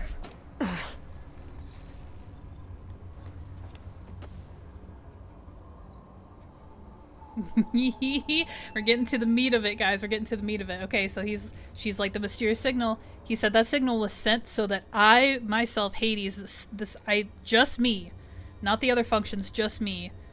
I was sent a signal that told me to destroy the Earth. So he's not even his own master at this point. I have to revamp what I was saying before. So he's actually not doing this of his own free will. He's been commanded to do it by a mysterious signal that activated his program and took control of it. And he's referring to whoever did this as his master. So rather than Gaia being the one controlling him, the signal transmitted instructions to him and told him to destroy the Earth, to bring the robots back to life so that they would consume all the biomatter on the Earth. Okay, so we're getting to it. When the mysterious signal transformed you, it made Gaia's other subordinate functions conscious too. You escaped when Gaia destroyed herself, but so did they. Where did they go? Each function migrated to coordinates based on data error, memory structures disintegrated. Bunch of crazed AIs. Scattered who knows where, doing who knows what. Hephaestus kills thousands every year with the combat machines it keeps making. And you nearly ended the world. 7 more functions out there, cooking up trouble. It's not a happy thought. You are unhappy. Good. Anyone ever tell you you've got a great personality, Hades? Sarcasm detected. Yeah, didn't think so. Sarcasm detected. What did Sylens do to you, Hades? It's like you've been hollowed out. Sylens interrogated me. And what did you tell him? Data error, memory structures disintegrated. You don't remember any of it? I remember you. What, like me beating you at the spire? Okay, that's not going anywhere. Do you know where Sylens went? No, he departed 12.8 days ago. Perhaps he... Data error, behavior prediction structures disintegrated. So you don't know anything more than I do. Great. Do you know why Sylens dragged you to these ruins? Silence intended you find me here. Yeah. Obviously. But why? What was this place? Location is square. Data error, memory structures disintegrated. My deathbed, he called it my grave. But you... I guess I'll find out when I go inside. Ooh, buddy. Sarcasm detected. I'm using that in real life. I know, right? I was gonna say if I had like a nickel for every time, I could have said that. Or my husband could say that to me. Enough. It's time to finish this. Does Aloy still think she can restore Gaia? Save life on Earth? Yeah, Aloy does. Then you are deluded. Extinction inevitable. What would you know, Hades? Twice you tried to destroy life on Earth, and twice you failed. The only extinction you ever brought about is your own. And there's no tricked-out lands to save you this time. You are incorrect. 3 times Hades extinguished life. What? You remember this? Yes, data intact. Non-viable biospheres aborted in years 2154, 2161, 2168.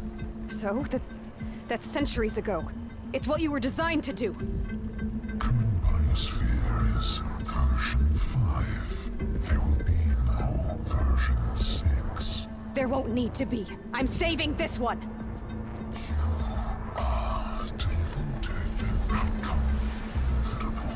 Master override armed. To activate, state name and rank. Elizabeth Sobek, Alpha Prime. Extinction. Master override activated. Purging extinction protocol. Last white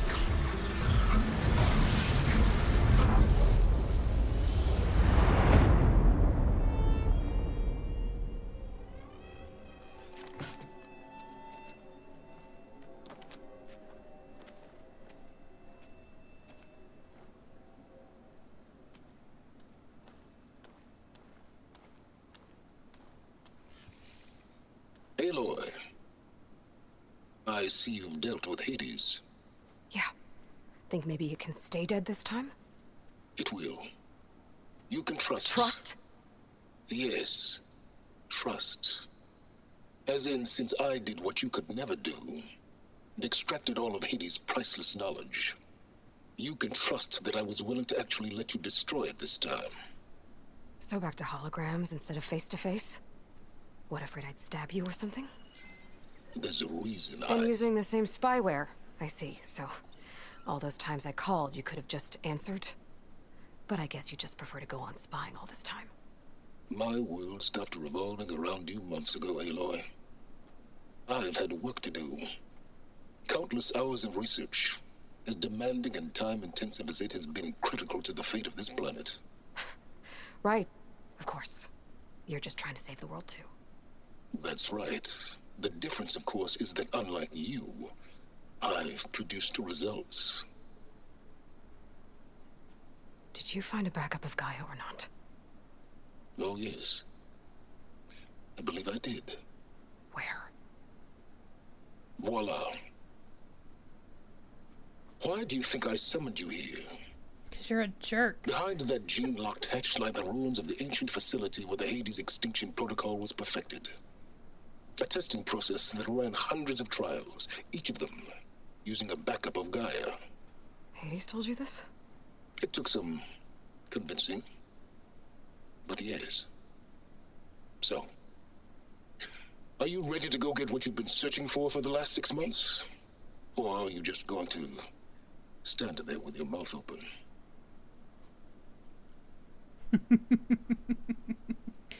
Because you're a jerk. I know. Cursed, are we already here? Do I discover something very, very integral to the game on the other side of that door? It's worth saying, I don't know if Sylens is going to say it out loud, but it's worth saying he only brought me here because it's a DNA scan. Like, door will not open for him. I have to come because I'm the clone of Elizabeth Sobek. The door will only open for me. So Sylens is just using me again. So don't, not yet, I don't think. Okay. So don't be fooled into thinking he's actually trying to help me find a backup. He's just like, I need to get through this door and I need you to get through this door. So, yeah, it's Sylens. Ugh. Okay, what about the mysterious signal? Yes, I want the most information I can get about this signal. Did Hades reveal the source of the mysterious signal? The one that woke it, tried to destroy life on Earth? Yes, it did. Care to share? In due time. First things first, Aloy. Last I checked, you still had a super-intelligent AI named Gaia to reboot. Yeah. The same Gaia who had to destroy herself 20 years ago because of the signal? It stopped being transmitted years ago. It's no longer a threat. What if it repeats? It won't. Even if it did, well...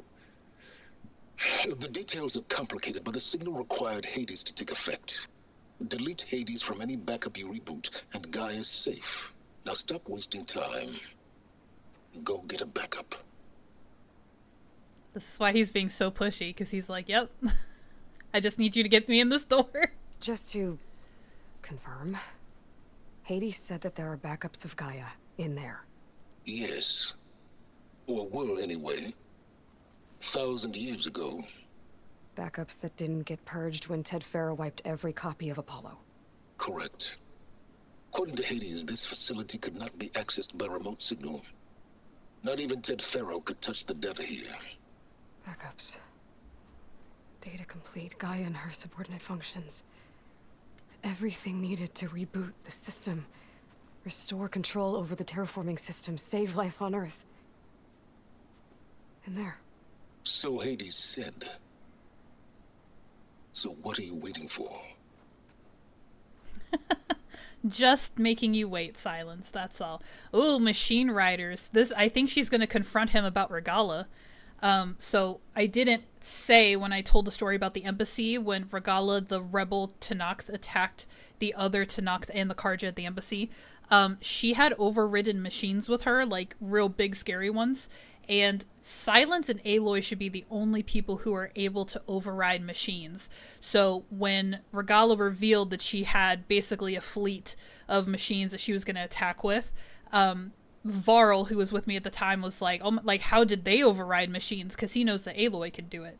And Aloy immediately answered, "Well, Sylens must have shown them how." And this would not be the first time that Sylens has basically equipped evildoers for his own means. Like I've told you guys before, like his thirst for knowledge supersedes anyone else's safety. And he will trigger wars if it's the difference between him getting the answers that he's looking for or not. And we'll see that play out more and more. But yeah, so I think she's going to confront him about Regala and her machine riders right now, and I can't wait. Look at her shaking her head at him. I can't wait to hear what he has to say, because he's probably just not going to acknowledge, or he's going to be real silent about it and be like, yeah, I did. Like, yeah, of course. Why wouldn't I? You mentioned you've been busy. Exceptionally busy. But not so busy you couldn't teach Tenakth rebels to override machines, ride them as mounts. Aloy, the only issue you should be concerned about is obtaining a Gaia backup. Yeah, there we go. Perhaps if you focused more, you might actually see results. That's not exactly a denial, Sylens. Take it any way you want. Okay, that's all we're gonna get out of him. All right. I'll search the facility for a Gaia backup. But just to be clear, Sylens, if this ends up being another one of your tricks... It's a gene-locked hatch, Aloy. You're literally the only person who can open it. How could I set a trap inside? Trick me again, Sylens, and our next conversation will be face-to-face. Though you won't have much to say, on account of my spear being buried in your throat. Aloy, thanks to me, everything you've desired, everything you've been fumbling about, unable to achieve for 6 months, is now within your grasp. Now, I know you didn't learn much about manners growing up a Nora outcast. But in a situation like this, you say, thank you, and I say, you're welcome.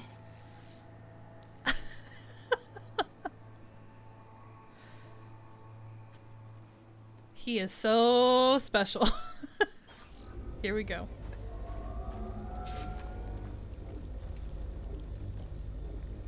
Hold for identiscan. Genetic profile confirmed. Entry authorized. Greetings, Dr. Soba. Please step inside. Please step inside. Please step inside. Are you kidding me? I think we're in luck. In luck? The door is completely messed up. Obviously. But despite the malfunction, you can still get through. If you'll be patient for a while longer. See those crystals there? The Osram call them fire gleam. They're combustible. Not nearly powerful enough to blast through a door like that. But maybe just enough to jolt it open a bit more. Exactly. It will only work with an igniter. I'm sending you the schematics now. To build it, you'll need some machine parts and the oil from a kindleweed plant. That only grows underwater, but you should be able to find some in the nearby lake. The parts are more complicated. You'll need a spark coil from within a Leap Lasher's power cell. Remove the power cell before you kill the machine, or else it'll break. Got it. Okay. It's not that simple, is it? We have to go build something. I have another phrase for you, Sylens, that also ends in U, but a different starting word. Yeah. Great. So we've got to go hunt those leap lashers we were joking about earlier, the kangaroo machines. And I've got to go for a nice little swim and get this oil he is talking about. Yeah, love you. Absolutely. Yeah. Okay, so here's the lake. Excellent. I love that it's nighttime. That's sarcasm detected. I'm not happy it's nighttime because I gotta go swimming. And then we gotta go back to where those leap lashers were. And actually there's some right over there, so great. Great, great, great. Now, something that he did say. Screw is a kinder way to put it, yeah. I'll tell you the curse starting word starts with F. But, yeah. So, let's go swimming first, because I don't think there are any machines in this water yet. I think it's safe, but I do have a limited amount of oxygen. So I am gonna have to watch my, like, hold my breath and watch it. And surface. Okay. More of this plant.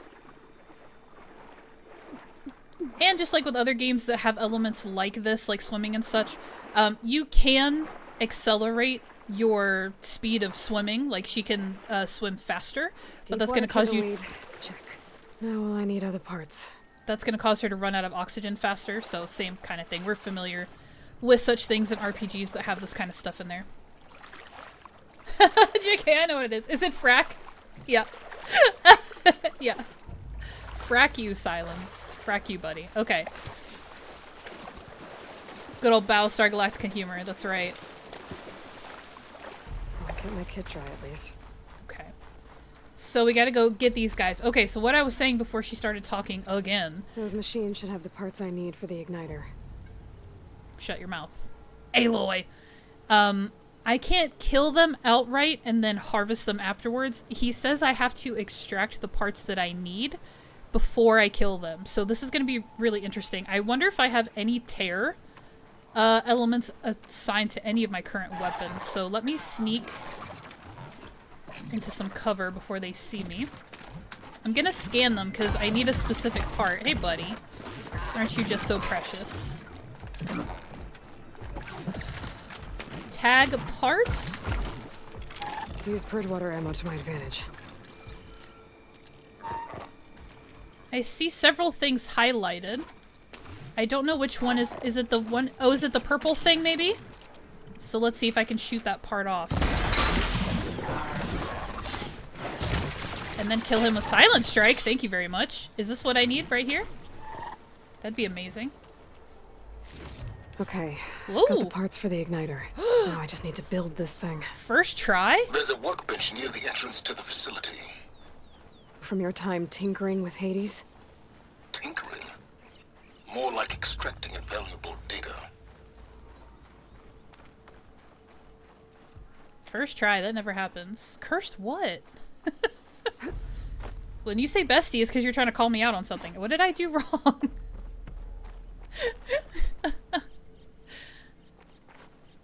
I missed an alert that just popped up? Oh. Did I? I'm sorry. I mean, you did it, but the pop-up said that on both story and easy mode you can just kill them and it's fine. Oh yeah, I didn't read the menu thing that popped. Okay, no worries. All's well that ends well. Bestie, what? Alright, special gear. So the thing that I am making to ignite the fire gleam is under special gear, just like our pull caster was at the front of the game. The thing that I use to grapple hook either pull debris or other items, or use it to actually grapple from one point to another. So, special gear, it is. And the igniter is listed under here. So it looks like I have 2 more items after this that are considered special gear that I have to craft for the storyline. So let's get this going. Crafting complete. Do I need to upgrade my spear with it, or is it automatic, I wonder? Try and make things easy for you, but you never listen to me? Yeah, just let me struggle. It's better for me that way. Frost Shock. Okay, I saw weapons upgrades, so I jumped in here. Yeah, it's one of those weird things that, like, I have such a simple mind, and I approach things in such a simplistic way. It's never the most efficient way, and I never pretend that it is. But if you give me, like, alternative ways of thinking, I have to, like, figure it out first. So it actually, I think it makes it harder for me. I think I just have a tiny brain. Should be able to use this to blow up that fire gleam now. Indeed. A useful combination. It's how I detached the processing orb from the horse in the first place. Great. Sarcasm detected. Yeah, I just have too little of a brain. I can't process different threads of information at once. So just let me do it the hard way if that's what my one-track mind is telling me to do. I'd step back if I were you. Oh yeah, I should step back. Please Oh! step inside. Finally. I think I'm in. Yay, we Then by broke all it. means, proceed. Silence, Now you that I need have to this chill out. igniter, I could blow up that fire gleam that I've seen before. It's true. Focus on the task at hand, Aloy. Here he goes again. He's always like this. He's like, do it! Go! Do the thing! No, I'm gonna look around. I'm gonna take my time. Do we know what this facility is yet? I guess we don't know until we find whatever it is we're looking for. What's everyone's thoughts on BioShock? I think it looks really cool. I have no idea what it's about. But I think it looks cool. Oh, I gotta hold it, sorry. R2, hold. This whole place is flooded. And there's another gene-locked door on the other side. But that's where any Gaia backups would have been stored. I have to find a way to get over there. Shoot. I hate this place. I have memories of this place. This is a pain in the tushy. To get around in here. Okay, so I'm gonna try to do my best. Now the trend, like, I'm not having a good brain day, but the trend has been everything that I've expected to be way harder so far in this playthrough has been actually a lot easier than the first time I tried it. So maybe we'll get through this situation easier than I have in the past. But basically I have to, you guys see these yellow knobs on top of these like beams or whatever they are. There's just a whole lot of gimmicky get around this area. So the yellow stuff, of course, is stuff that you can grab onto that you can climb or interact with. And, like, there's a door over here that's kind of to the left here. I've got to get to that door. This is, like, a whole progressive thing. And it's these tiny little connection pieces of things I have to climb on and jump from and do. And then I've got to hit, like, both sides of the room to unlock other things. It's just a whole process. So anyways, I'm going to stop talking and get to it. Oh, buddy. Actually, you might be doing the bit that is the bit. I was so proud of myself. I got it the first time on this playthrough. Gosh. It's a great series if you can get past the gore and mad people. Okay. Yeah, I don't know a lot about it. Can I reach this? We just have to try. Okay, there she goes. This is familiar. Making my way through ancient crumbling ruins while you spy on me through my focus. Stop waxing nostalgic and concentrate on finding a backup. Do you remember how bossy he was, Curse, when you start Frozen Wilds? In Zero Dawn, he's like, where are you going? What are you doing? Don't go over there. Like, he's trying to force you away. At least at the point in the game that I started to engage with the DLC, he was just like, don't do it. One thing, anytime you see a ladder you can lower it. Okay. You gotta let me struggle a little bit. Alright. I'm trying to decide which side I want to go to first. Because that door is a thing, and then there's stuff on all the sides, so I'm just gonna go for it.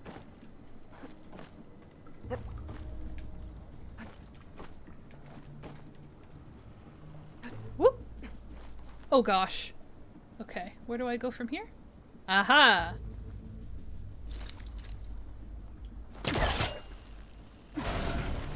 Oh, it's a grapple hook? Wait, where am I? There's nothing to land on, so when I grapple to this, am I gonna hang on to? Oh, is this one of the ones I just hang on to? Oh, please. Please, please, please. Oh, thank goodness. Okay, there's a bit over here. Do I have to do the backwards jump onto this? Looks like it. Okay.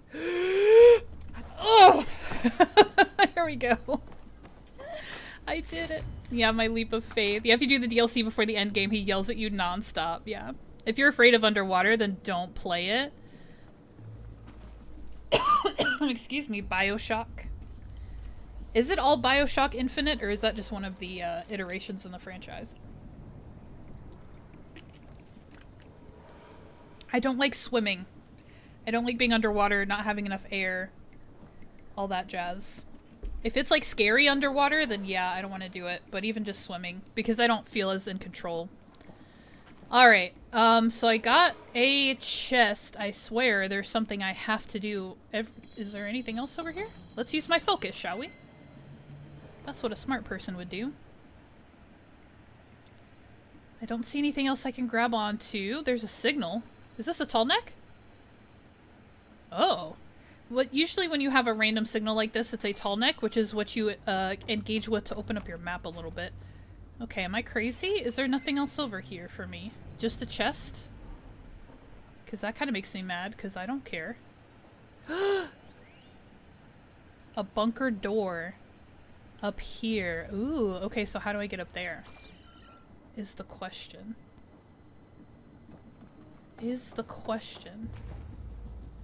So I obviously, like, that's a climbable thing going up the side of the pillar. How do I get up there, though? Because when I was hanging off of this, it was not giving me the option to go up or to get over, but that's really the only thing I see.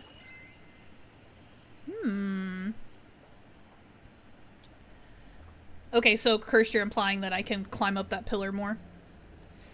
Like a post-apocalyptic horror game, but my Steam library is already one of those scenes in a movie where the hero walks into jail and all the people reach through the bars. Yeah, and Infinite takes place before the city falls into the water. It's a great series, to be honest. Okay. Very cool. Yeah, I'm not one for horror, but, oh gosh, oh no. This is what I did not want to happen. Because now we've got to actually, let me look. See if there's a ladder. Or anything I can grab onto. There's a door under there. Can I can't. That's not a real door, is it? Yeah, that doesn't have anything on it. Okay. So now I've got to remember if there's a ladder further down this way or if I got to go back to the middle. It's more creepy than horror? Okay. I don't know, man. I'm pretty delicate. I'm pretty delicate to scary stuff and spicy food. Might be a good idea to drop that ladder. Yeah. Okay, so there is a ladder, but I haven't dropped it, so that's why I remember that being over there. Alright, we gotta go back to the middle. And start over, I think.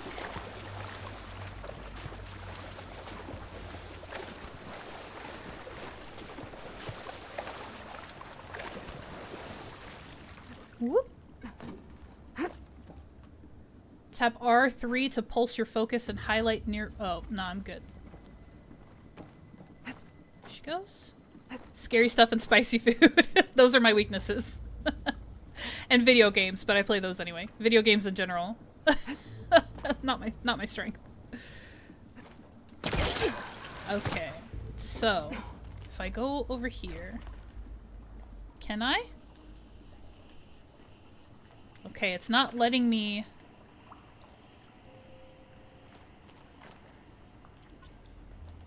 Use R to move the camera to look for another climbing point. Tap for a backwards. Hold on. Hold on. Okay, it's not giving me anything else to jump onto. So, let me go down, see if there's anything below.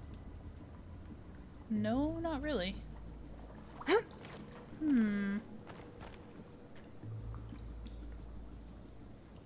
Don't go to any Thai restaurants then. I don't know if I've had Thai. I do know.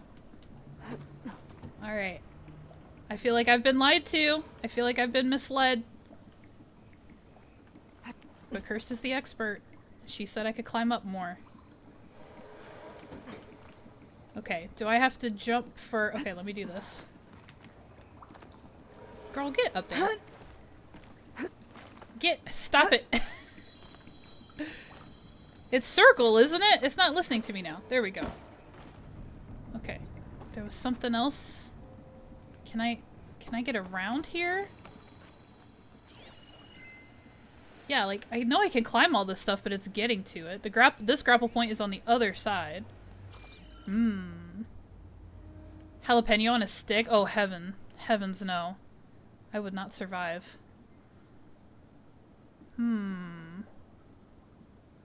Because I just tried to jump and it didn't go very well.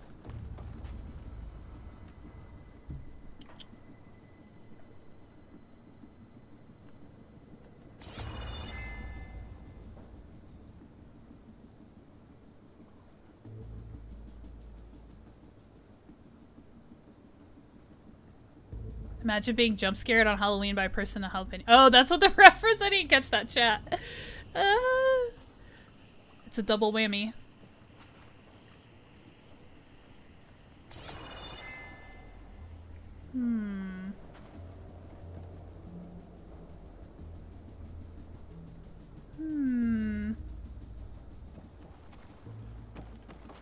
Nothing on this side. I mean, it's right in front of me. I can jump from this pillar onto this this rod that's kind of going across up here. Like, that's what I need to do, but I don't know how to get over there because the only thing it's given me is this. Oh, shoot. The only thing it was giving me was that, and I couldn't go anywhere. Literally hanging off of it, the game would not let me grab onto anything else. I'll shake it out as I go. Girl.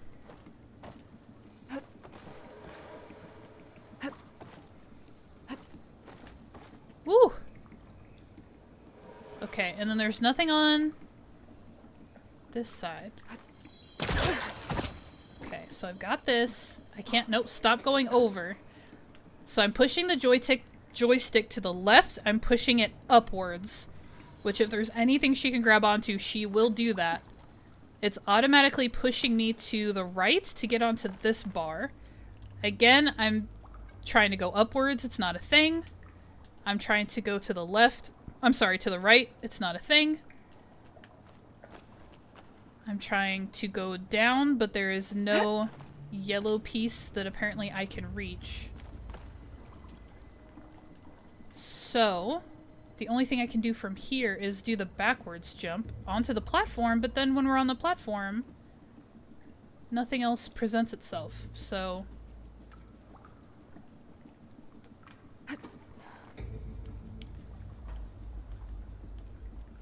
I can't use my focus while I'm hanging? That's unfortunate. Well, I don't see anything yellow on that pillar over there. And unless it's right next to me, I can't grab onto anything unless it's a grapple point. And there are no other grapple points.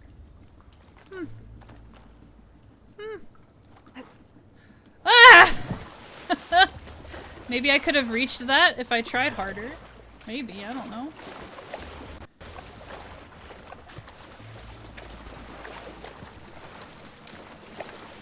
I just had her jump off, hoping something would stick. Alright, let's go the other way for now. Oh!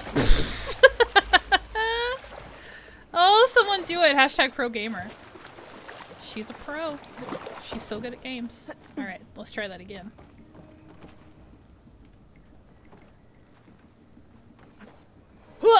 Nope. Okay. I told you guys this place was a problem. Like, I remember this. What's over here? Let's try to find something I can do. Oh, I can open this chest. What's in here?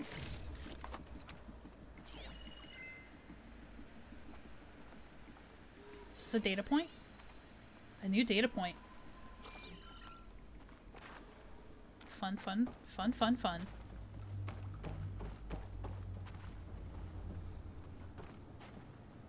Okay, interesting. Hashtag falls into water. I know, story of my life. Okay. Now carefully go out on the beam, Aloy. You can do it. There you go. Jump. There you go. There you go. I'm trying. I'm trying to be gentle. Use the pull caster to open this up.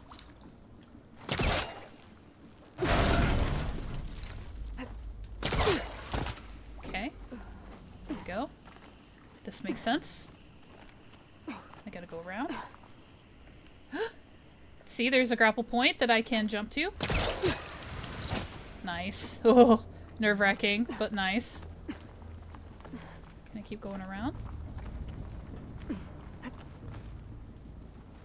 Should I go up or should I go down? Alright. Ooh. I need to get in there. Can I use the pole caster? No, because I can't even aim right now. Okay. You're on your own, have a meeting? Need to mute? No worries, I'll make it. Go left then right. I'm gonna go also. Alright, thanks for hanging out, Chris. I'll be wrapping up in about 15, so appreciate you guys for hanging out. Games these days are still a direct route, just like Spyro back in the day. Only a lot more complicated. Yeah. Okay, so I can't... Let's try to jump onto... Oh, ouch. Alright, we're gonna drop this ladder. So when I inevitably fall into the water again... I can climb back up here. Can I pull caster this? Can I just jump up there? I can! Okay, cool. Here we go. Bye, Chris! Have a good one! It's locked. But there's some kind of device next to it. Since she wants to talk so much. This in my hands is an energy cell. And this is a bit of a puzzle that will happen in some of these facilities. So you may end up in a place where something like a battery icon is showing next to something that's not working. So this door is red. It means it's not getting any power to it.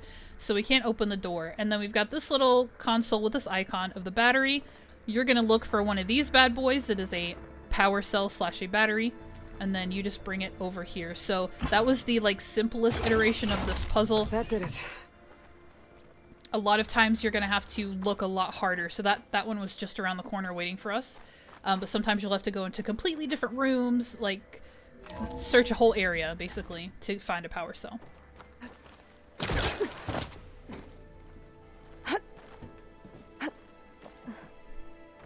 Now we've got some sunlight in here. That's nice. Okay. I can grab onto this, so I'm going to try to pull backwards. No? I feel like I need to pull back, or do I need to push it in? Do I need to push it in? I'm so confused. No, get off. Get off. Grab it, push. There we go. I hope that accomplished something. Okay, I like circumvented a whole area down there. Okay, let's do this first, sorry. I saw that grapple icon and I just grabbed it. That was the first thing I saw, but let's look around on this floor first. So we need another power cell for this machine here, but you know what we can do? Ooh, I wonder if this door will close. This will be an experiment. So you can pull these back out once you've put them in. Let's see if I pull this power cell out, if this door closes, or if I can use this one for the next room too. Look at that. Thank you, game. Thank you, game. There it goes. What did that do? Anything? Anything?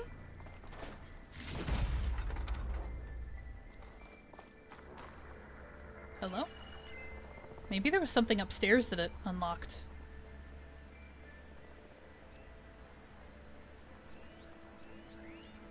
Uh-huh. Okay. That's fine. We'll go back up. Anything else down here?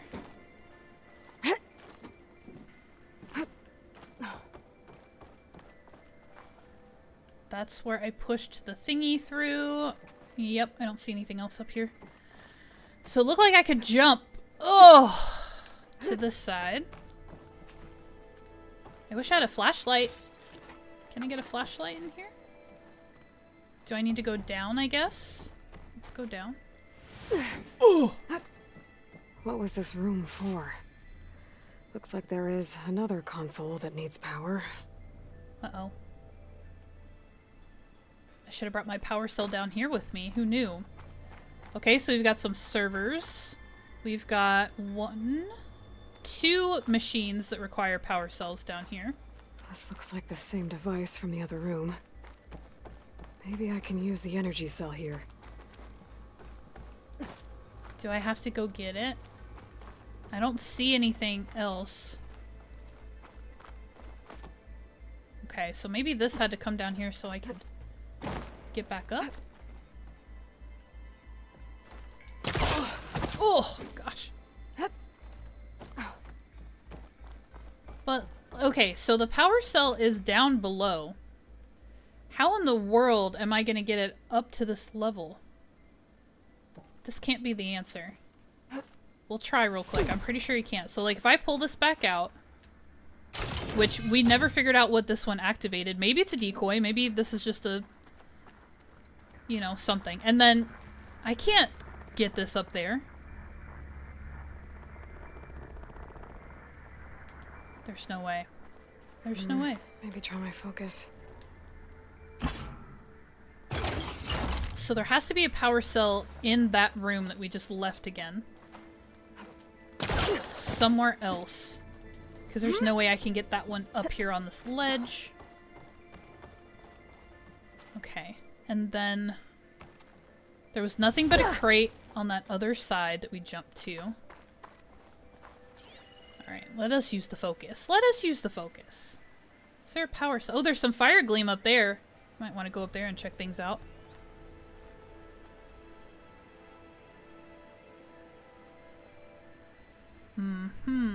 Oh, I wonder. She probably can't reach this from here, can she? Aha. Okay, here we go. You come here. You come this way.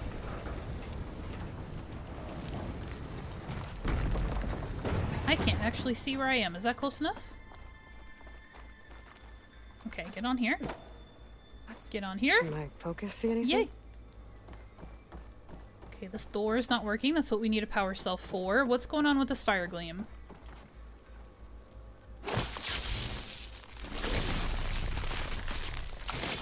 Okay, we've ignited it. Let's get away. What's in here? Is there a power cell in here? But there's another thing that needs one. Oh my gosh. Okay, well, here we go. We're on the bottom level again, so let's grab this.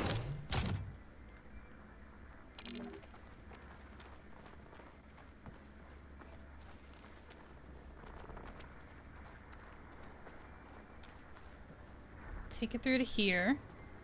And then drop down with it. Oh, I hope it didn't just break. Please don't break. Get down. Okay. Here we go. This console shut down. Okay. Examine security console? Don't mind if I do.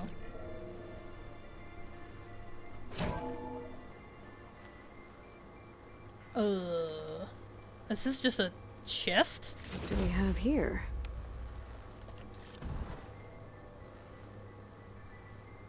Ancient toothpick? We went through all of that for a toothpick? Okay, I'm gonna take this back out. Hope that toothpick comes in handy later. Let's put it over here and see what happens.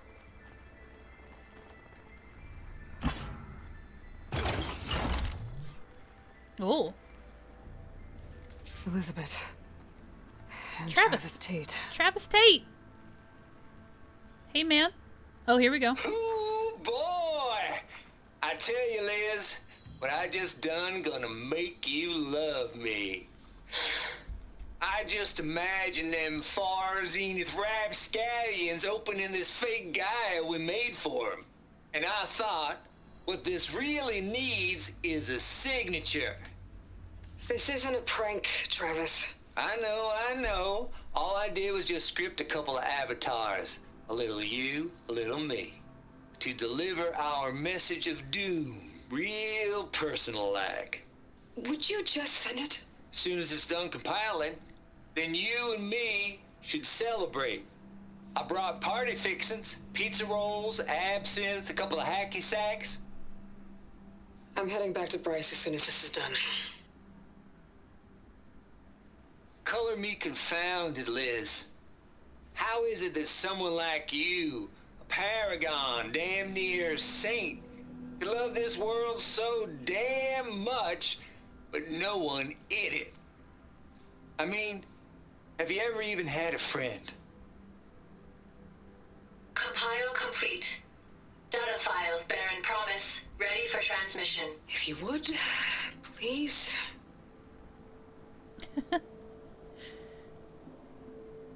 She gets it from Elizabeth. Logic bombs off. Here it comes, far as Z-nuts. Just keep being the best at what you do, Travis. Just keep it the best way you do, Travis. She gets it from Elizabeth. Okay, Always admire you from afar, Liz. It's where my mama's grave. And she was religious. Travis was wrong. Elizabeth was trying to make sure life had a future. She cared about everyone. I'm not so sure. The exceptional walk a path of solitude, Aloy. As you and I are well aware of. Little pretentious, but okay. Oh, Travis Tate. So he was referencing, if you guys remember from the first episode, the first location we went to was a Far Zenith facility. And Far Zenith was the space colonization program that the rich and powerful of the Earth basically were going to build a spaceship and escape the destruction of the world and go like inhabit some other planet. They were going to go colonize some other planet via Far Zenith. The ship was called the Odyssey. The program itself was called Far Zenith. And they tried to steal the Gaia terraforming system for their purposes of colonization on a different planet. They basically wanted to use it to duplicate the conditions of Earth on another planet, terraform a completely different planet. And they tried to steal a backup of the system, and Travis put this failsafe that he's talking about right now, he put this in that transfer. And if you guys remember from the first episode, when Aloy went in there and activated, basically tried to find a Gaia backup thinking it was there, she got the message that Tate just formulated, where Tate and Elizabeth show up in these hollow avatars and basically are like, you guys thought you stole Gaia, ha ha ha, you didn't, like, we tricked you, and here's the whole thing, or whatever, and it was hilarious. So that's what Travis is referencing, which I find very satisfying, for him to be working on it, here, right now. But yeah, so, gotta love that reference. I feel like we all have that one friend, like this Travis guy. I don't, because I am what he accuses Elizabeth of being, which is a loner. And people who are extra annoying, no matter how talented they are, I don't know. And then it's funny because he talks so slow. Have you guys noticed that? Like, he has his quirky accent, he's got his attitude or whatever, but he talks real slow, like a Liz. Like, I wish he would, like, talk faster and get it over with. I'm so sad I have to be muted for this part. I love Travis, cracks me up. Okay, so, was there anywhere else I needed to put this power cell? Because, guys, where am I supposed to go from here? The game is telling me to go up. So we'll do that again, I guess. Up here?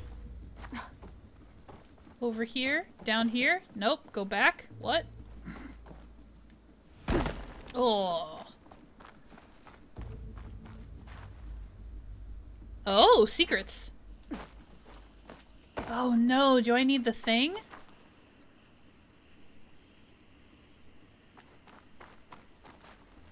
Do I need that platform that I kept dragging around? Do I have one? Oh no. I really don't. How am I supposed to get up there? She can't reach. The game is telling me to go there though. Can I go around? Can I go this way? There's another panel up there that I should be able to pull open. Okay. I'll have to climb higher to reach it. Great. Back to the room that I hate. Okay, yeah, so that was just one offshoot. So we gotta navigate the rest of this. Let's go up this ladder. She said I gotta climb higher to get to something. Jump off. Not this door. She said a panel. This is yellow. Can I climb it? Can I climb this? Nope. Focus time. Oh, I see it. I gotta grab one of these probably.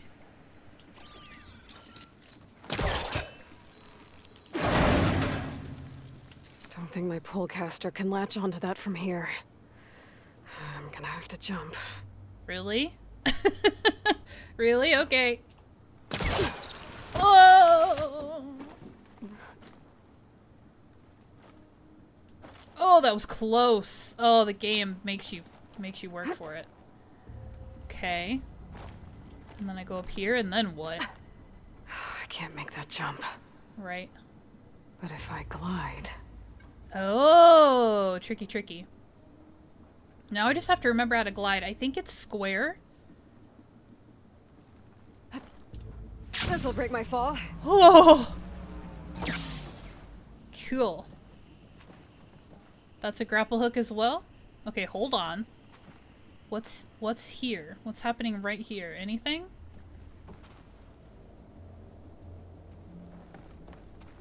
There's a chest over there. I'm not worried about it.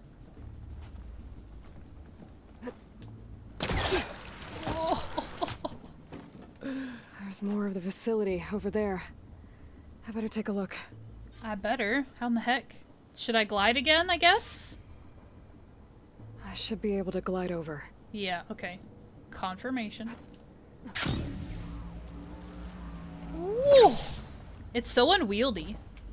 It's nothing like Breath of the Wild. It's not like Link's paraglider that you control pretty well. That one's a little cray-cray. Hello? What's in here?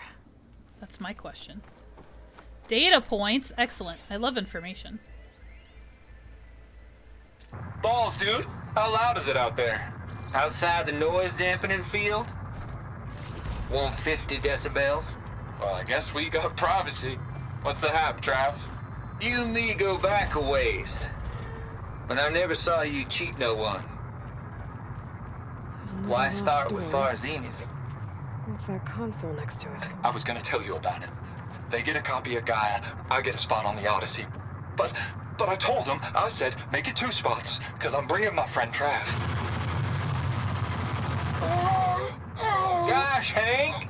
Sounds like the dampening field done slipped. Oh my gosh. You all right? No, I'm cool. Okay, got a personal field right here, see? Now, I know your ears ain't working so well just now. But see that text transcribing every word I say? Good. While I dial the music out there up to 170 decibels, how about you type in that transmit code? There you go. And that's all of it? Cool. Thank you, Hank. We're done. Security? Hank Shaw is ready for collection. No, he's still breathing. Might want to bring a spatula, though. But what is the code? He didn't say what the code was. Okay, well that was intense. So that was Travis Tate talking to allegedly a buddy of his. Focus might find something I missed. Shut up, Aloy. Who gave Farzenith the backup of Gaia, or tried to give Farzenith the backup of Gaia. So this guy, for a berth, for a seat on the spaceship, he traded to like get away to escape. He traded Gaia. So Travis just basically exposed him to, I don't know, like sound extremes. It said they're referencing sound, but it almost sounds like he exposed him to like radiation or something. It's crazy, but yeah. So here's what needs to happen, and I'm a little confuzzled. So Travis was basically letting that guy be tortured and saying input the code. And then sometimes you'll come to a door, and instead of a battery or something like that, you'll actually have to put in a code, a numerical code.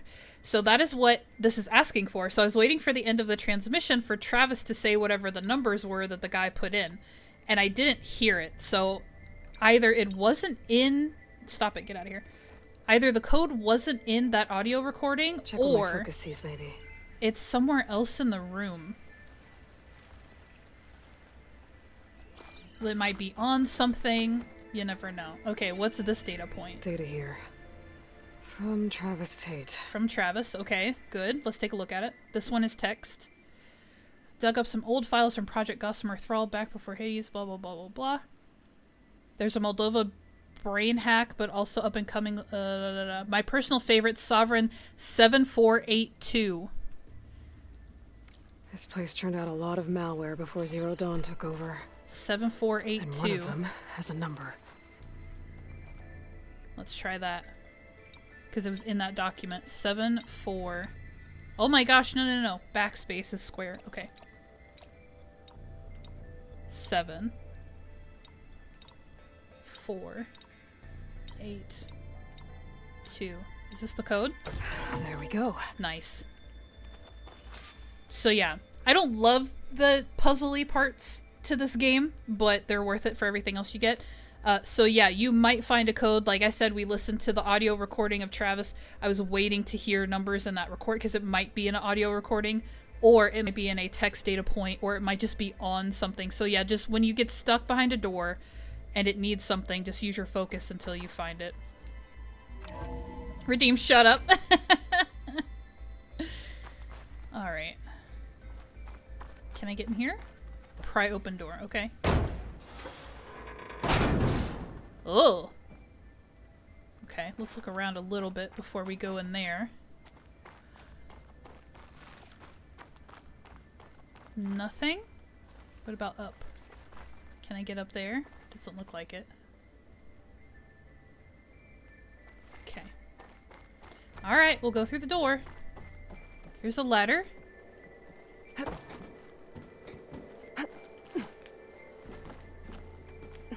Follow the yellow trail of things I can climb. Sure. Oh, there we go. What's in here?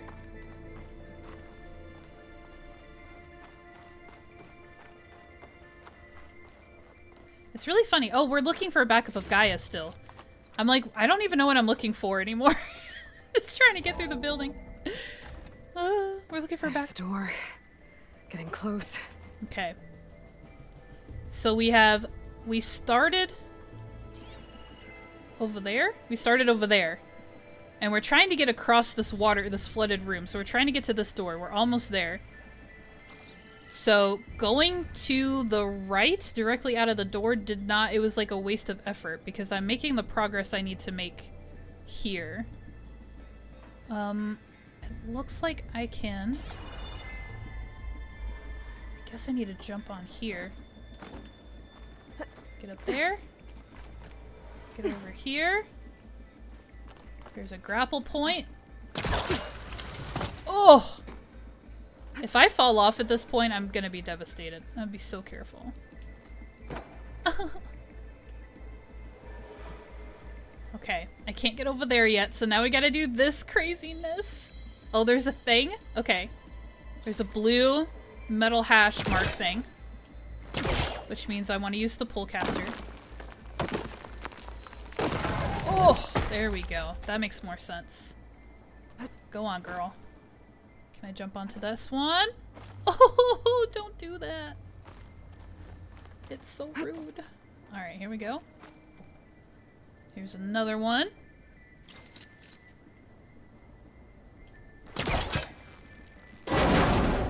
Alright, now that's a grapple point. That would hurt so bad, being jerked that hard. Alright, go over there. Okay, how do I get to the platform? I feel like I'm right on top of it, but I'm not. Oh, I see it. Okay, let's go over one more. It's right here. Do you guys see it? It's super dark, too. Oh, I bet I could not find this for the longest time. I bet I searched for that for ages. I'm starting to have some, like, suppressed memories resurface of that. Okay, so much for the flooded maze. I made it. Okay. That was easier than the first time I did it. As long as this door works. That did take less time than the original effort that I made trying to figure it out. So there's that. Genetic profile confirmed. Entry authorized. Greetings, Dr. Soba. Please step inside. Good grief.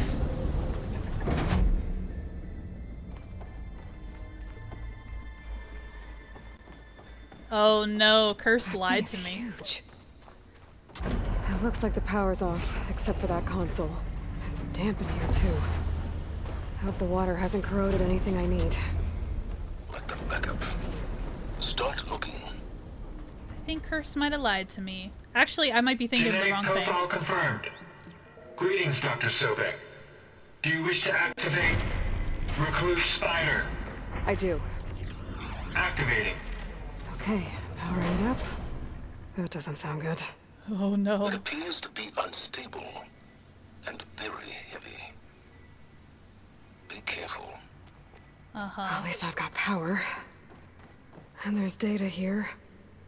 Looks like this recluse spider thing is a testing apparatus for Gaia and Hades.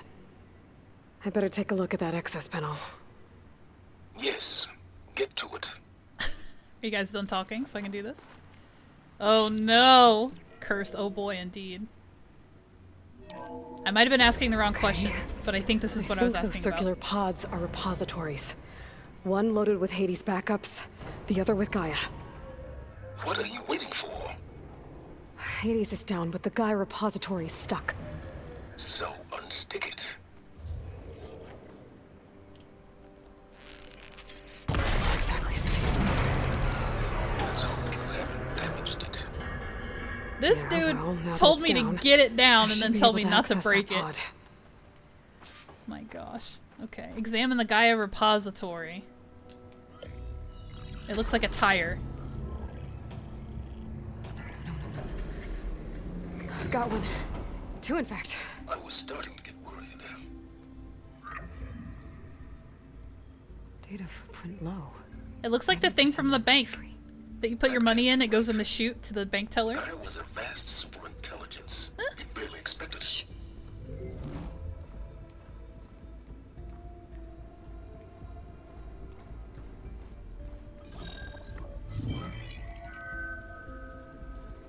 Root kernel. No subordinate functions. It's not a full backup. No. More like a seed from which Gaia's mind could grow if it had sub-functions with which to form a heuristic matrix. So it's useless? I'm afraid so. Without sub-functions. Ugh! Aloy, you've done all you could. For what? Nothing? Maybe saving the world is too big a task for any one person. Even you. Wait. It's useless without sub-functions, but there are sub-functions out there. The original ones. Scattered to the winds when Gaia blew herself up? They could be anywhere. You can't find them in time. Even if you did, the mysterious signal mutated them just like Hades. You have no idea. But I do. A good one. If it works. I do. A good one if it works.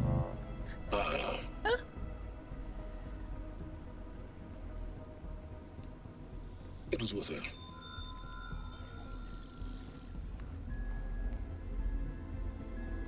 You found Minerva, but it won't connect.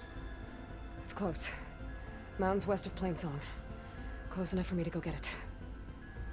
I was hoping to find all the sub-functions, but one's enough to get started, right? It is. Recover Minerva. One could use it to launch Gaia's heuristic matrix. And when she's conscious, she helps me find the other sub-functions. I go gather them. And rebuild her piece by piece. Very clever. Still think I can't save the world on my own? No, because you wouldn't be here if it wasn't for Sylens. Oh god. Yes, well. About that. Alert! Intruders! Alert! Aloy, I need you to listen closely. Oh god. These intruders want the same thing you do. Gaia reborn. It's why they're here. Friends of yours? No. They don't know me. The data pulse I transmitted indicated that a Gaia backup could be recovered here was anonymous. Now, they're very powerful, but they won't harm you. Not when they see who you are, what you are. A clone of Elizabeth Sobek, a genetic key with which they can reboot Gaia and rebuild the system.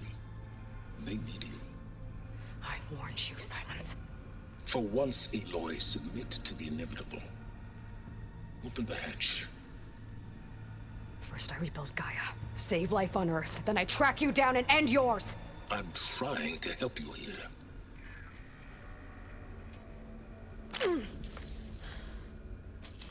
Try spying on me with that. There. New focus, spyware free. For now. Okay.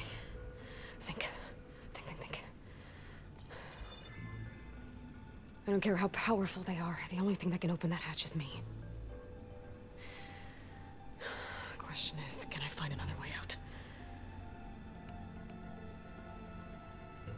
There's a current in the water. Not much, but maybe it's a way out. Genetic profile confirmed. Entry authorized. Whoa. Greetings, Dr. Sobek. Please step inside.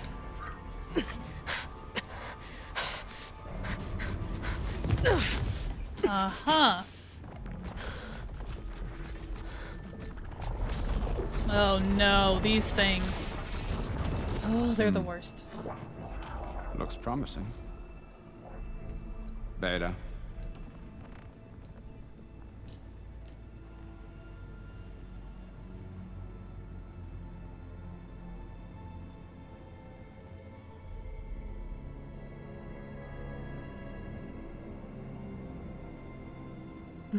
Who are they? Says Cursed. Who is that? Says Cursed.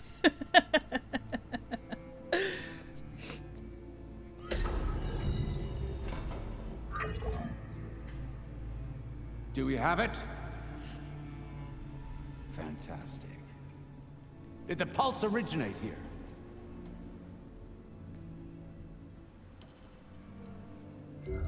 Has someone... Something wrong?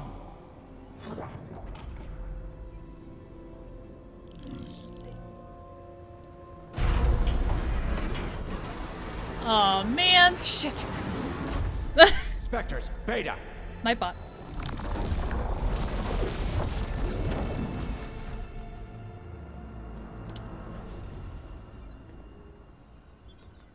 Well, any idea what the hell a clone of Elizabeth Sobek is doing here?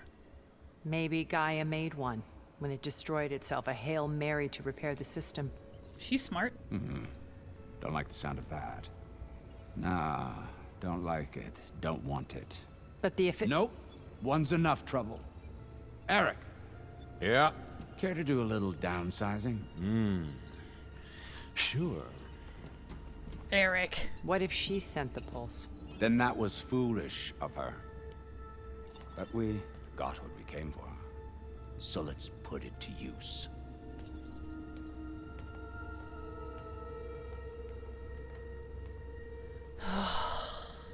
I wasn't ready for this. I snap a lot of necks in VR. But that certain tremor as life fades from the eyes. Ooh, no hollow quite gets it. Keep flapping your mouth. It makes a nice target. You actually think that primitive crap you got there can hurt me?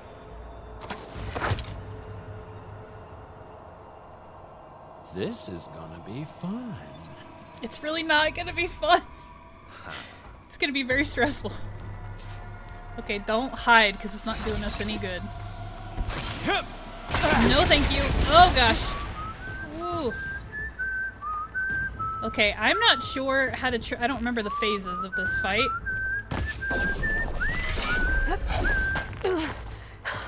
I'm not hurting him. Right. I need a way out of here. Right. He's got bombs on the ground. You guys see him? Bring the whole processor down? Bring the whole processor down. Oh gosh, Use that console to make it drop more. Use the console? Okay, thank you for telling me. But all good things don't need this. Now I can break the covers holding Whoa. the thing up. Alright, here we go. Oh, he's gonna hit me. This is taking too long. That's not gonna help you, girl. Oh, ouch.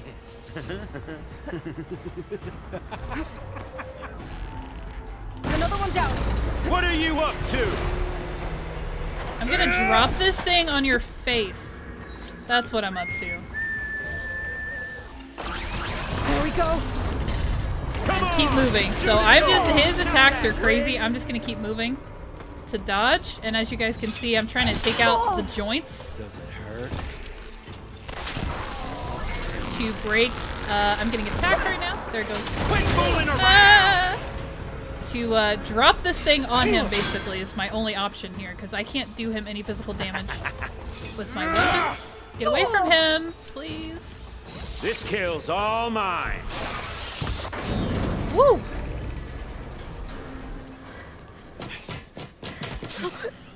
Reckon that thing ain't gonna help, girl. Oh, that's a flashback and a half for her.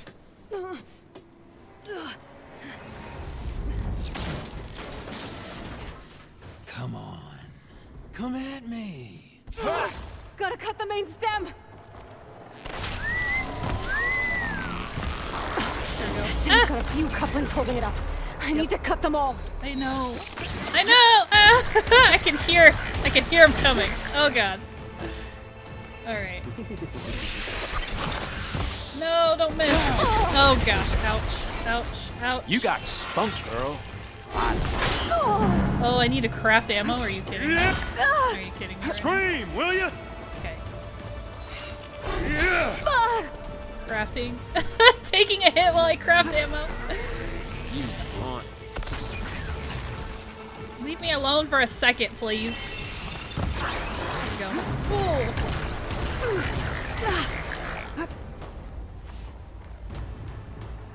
Okay, come on.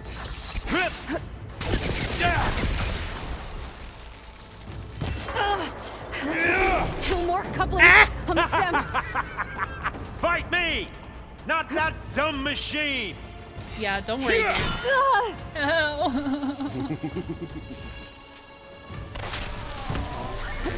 Why didn't that hit? Gonna enjoy watching the life drain out of you. Oh my gosh, move. Ah!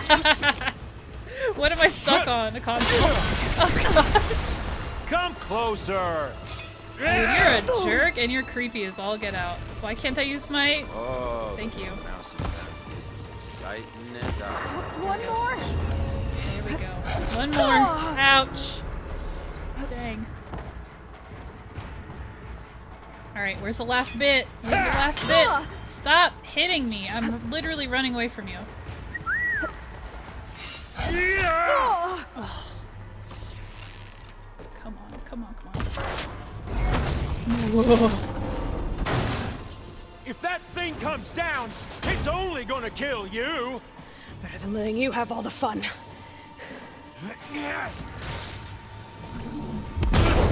Oh! Your face!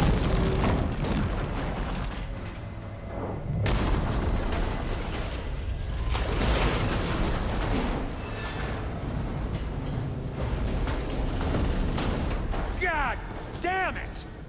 Nightbot! Just kidding. Depends on who you are. Oh, Aloy, get out of here, babe. Get out of here. And be quiet.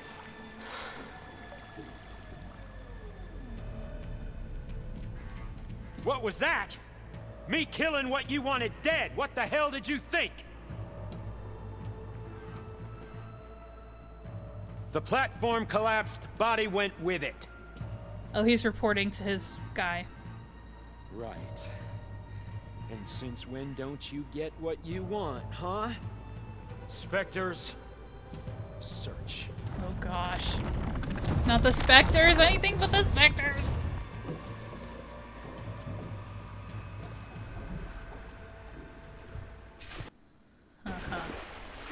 Alright, our first big underwater challenge here, because we've got to get away from these machines, and they are the most difficult machines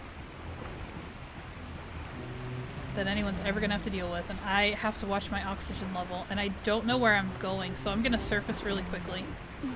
First, get some air. Please? Please let me up.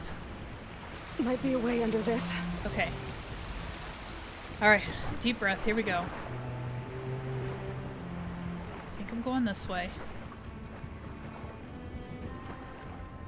I gotta look for air pockets. I hate stuff like this. This is so stressful to me. Alright, is there... No, I'm gonna drown. There's nowhere for me to go to get air.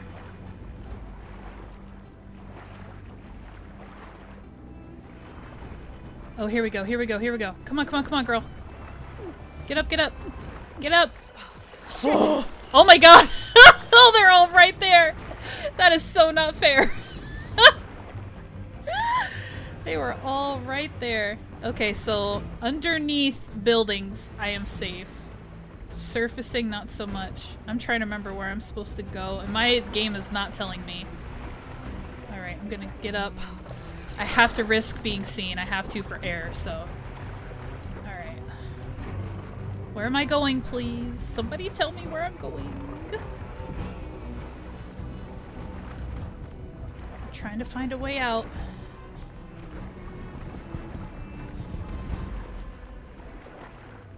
Surface. I think there's one right up there. Okay, alright. Oh, I'm underneath a- oh good. More of those specters. I better stay out of their sight. Yeah, no kidding.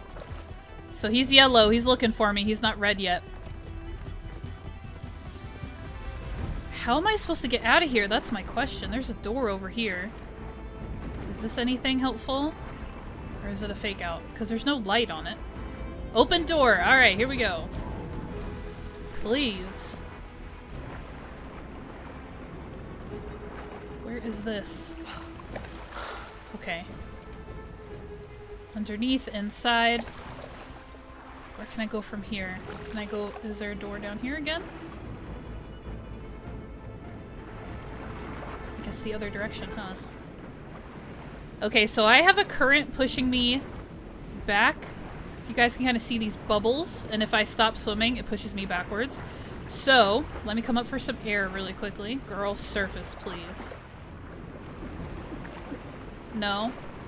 How about further down? There we go. Okay. Okay, fill my lungs. We gotta grab onto this yellow bar. So I've got to swim extra hard. Grab onto this with triangle. Swim extra hard. Grab onto this with triangle. Swimming extra hard, friendly reminder, deplete your oxygen a lot faster. Oh gosh, okay. So where am I now? That looks like a... I know how to get out of here. That looks like something I can open.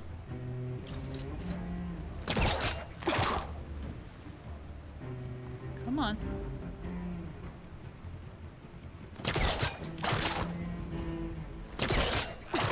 Why can't I... I'm confused. Do I just need to go over there and grab it? Here we go. Alright. Let's see if we can get through this vent. This is all complete luck, by the way. Like, I just went in random directions hoping that I would find the way out. Honey, you need to surface. What are you doing? Is there a current or something pushing me into the... Get up! Get... Am I gonna drown because I can't... Oh my god, okay. Squares dive. I thought circle was surface. I don't know what's going on. Alright. Specters aren't giving up. Sneaking, sneaking, sneaking. We've got to bust through this too. Or can I just push it? Push it, okay. Gotta swim fast. Okay, there they are. She said I've got to swim fast and go where? Oh, they super saw me. Oh, they're shooting into the water. No thanks. No thanks. Oh gosh. Can I surface? Oh, okay, good. Alright, where am I going from here? That's a door. This door looks like it actually has a thing. Okay. Can I come up for air in here? Yes. Okay. Oh, good. Ladders. Alright, here we go. I like this better than being underwater. In 64 stick drift moment, it was a problem. Okay, they want me to jump backwards. Can I? Oh, thank goodness. Okay. I didn't mean to fall, but here we are.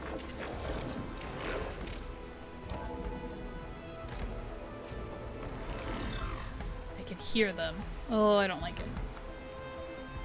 I don't like it. Looks like some kind of power room. A power room? Currents lead here. Promising. A power room? Is that what they call that? Alright. Oh, some fire gleam. Yes, please. Get me out of here. Whatever I've got to do.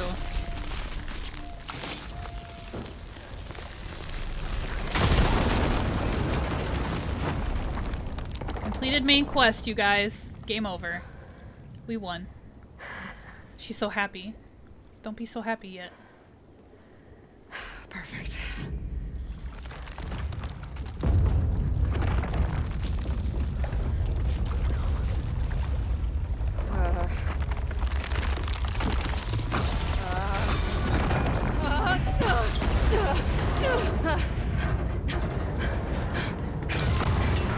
Oh. Oh, yep. I forgot about this. Down the toilet we go. Aloy, go down the hole. Oh my gosh.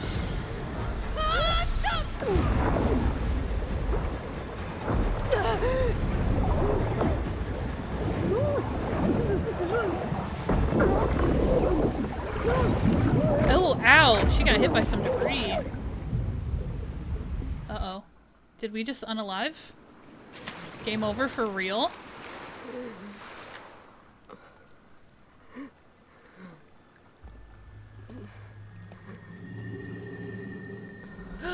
Rost! Rost. Daddy Rost. I wish. Oh, bestie Varl. I found... Shh. Hey, Tucker. It's okay. I'm here. I've got it. Mm-hmm. Hey, easy. Easy there. Hey. It's right here. And the way you were clutching it when I found you, I knew it was important. Where are we? An outpost of the Utaru tribe. Not far from where you fell. How long? 2 days.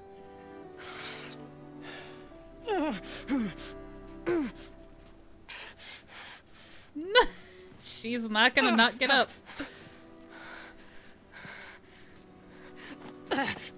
Aloy? There's no time. I found something.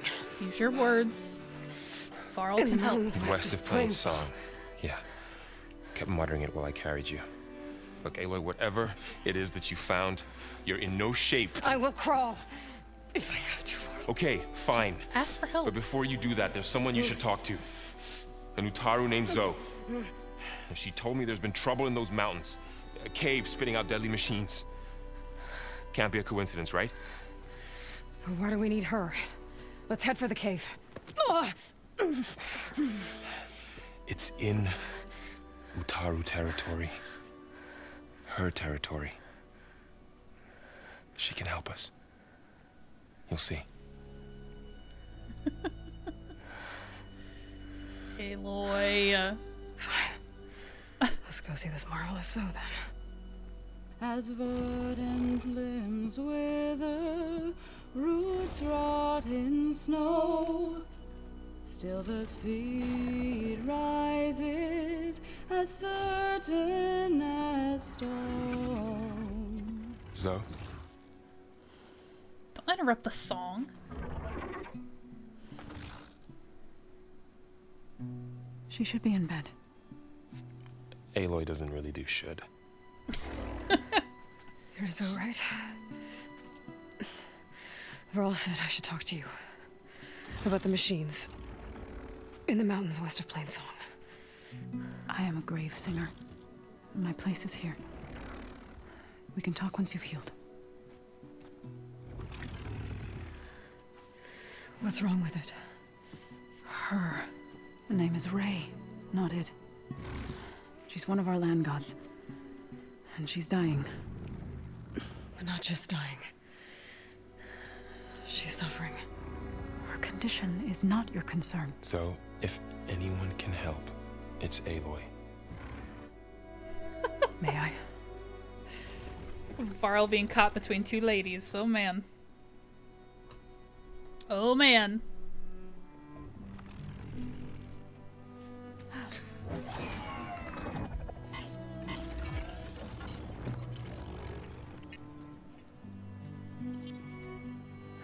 I'm about to do might look bad, but it will help. Spear.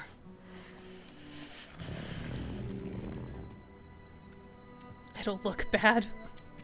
Yeah, it will.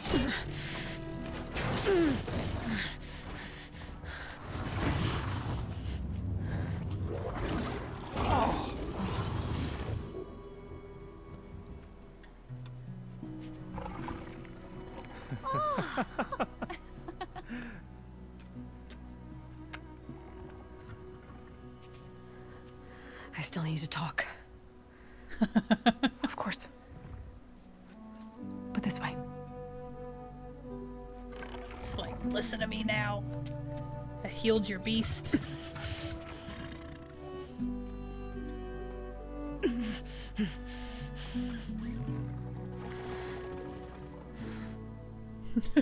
The mountains.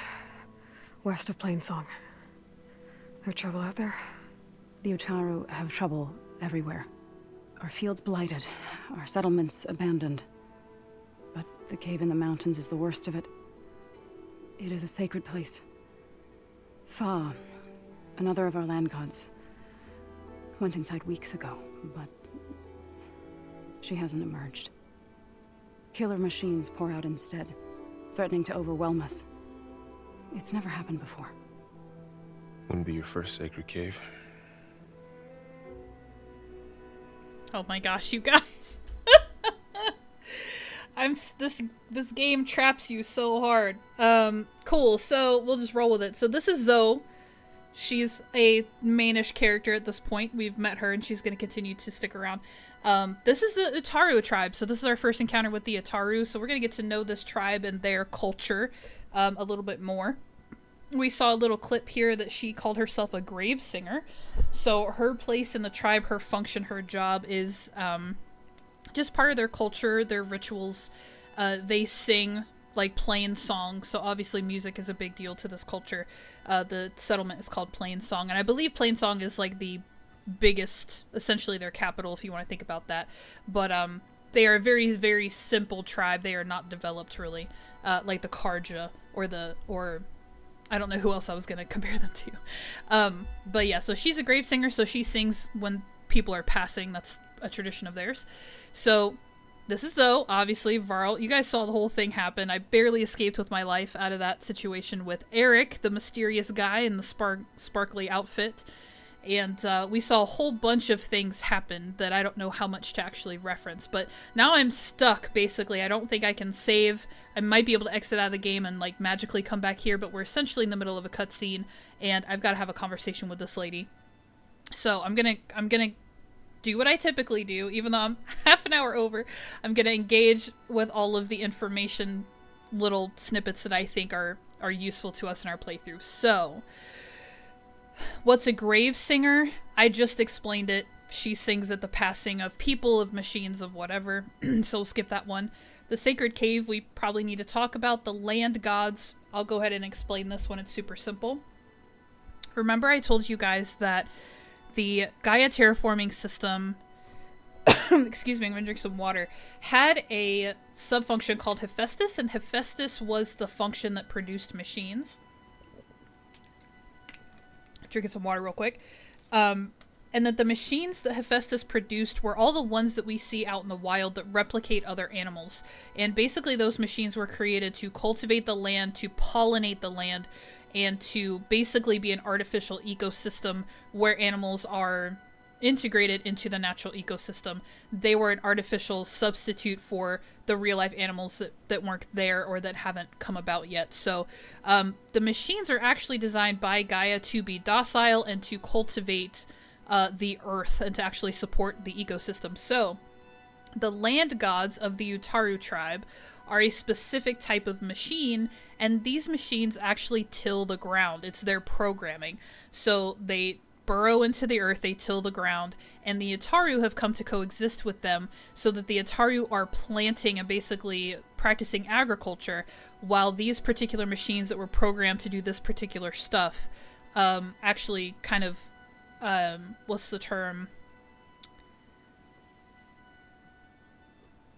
I don't remember what the farming term is, but basically, like, you would dig up ground, you would break up earth, and then you would plant in it and, like, all of this stuff. So anyways, that's what the land gods are. They're just machines. The Atarus consider them sacred. They consider them, like she said, it's not an it, it's a she. They consider them real enough that they are essentially an integral part of their culture and of their agriculture. And as you can see, she's wrapped in, like, weeds and vines, and like their clothing is made of plant life, so they are very, very plant focused and agricultural people. That's how they survive. They're all of that good stuff. So that is what the land gods are these big machines, the thing that we just saw that she was singing to.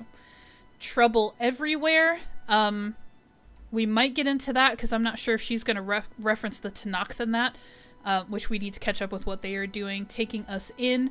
Obviously, they're just nice people, and Varl had met this tribe somehow when he left Barren Light after he recovered from his injuries. He's obviously been traveling around while Aloy was doing her own thing and met up with this tribe, and so they were just kind and took Aloy in, probably at the recommendation of Varl, or he asked for help, and they were willing to do it because they're nice. So we don't need to talk about them being nice and taking us in. So the things that I am going to look into are trouble everywhere. Let's expand on that.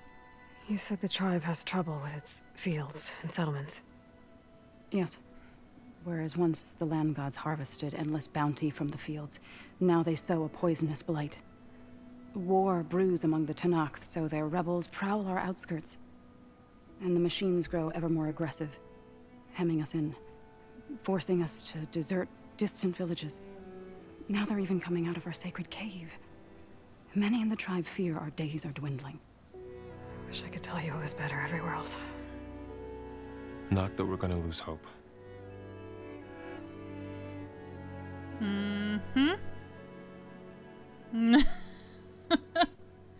Even Aloy can pick up on that.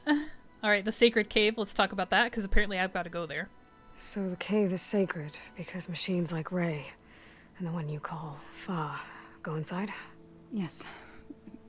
Before the derangement, each land god left the fields and made a pilgrimage to the cave. Always in the same order. Do first, then Ray, then me, and Do, so re, on. mi, fa, sol, la, ti. Spattered with soil from their labors. They're music Each people, reappeared 2 days later, shining anew, without so much as a scratch. All soil and ornaments of worship washed away. The tribe celebrated each return as one of the 8 hallowed festivals of our calendar. But the derangement changed the cycle. Yes, or so we thought. Over time, the land gods stopped the ritual, becoming crazed and brittle. But 3 weeks ago, Fa trudged inside. The entire tribe lifted their voices in song, praying that the cycle had begun again. Fa has not emerged. What has are machines built to kill? Are machines being made inside? Like in a cauldron? Sounds like it. But the way these land gods come and go, it's not like anything I've seen before. Aloy needs to go lay down. She looks so not well. Okay, that's it. I need to get into that cave. What? No one does that. Well, it's time to make an exception. It belongs to the land gods. Look, so there is something inside there. There is something inside that could solve problems. Something that can solve problems all over the world. The storms, the derangement. Maybe even your broken land gods. What could possibly do all that? A spirit? Yeah. Something like that. I could journey back to Plainsong, assemble the chorus, tell how you soothed Ray, ask their permission to go inside. Great. I'll get my things.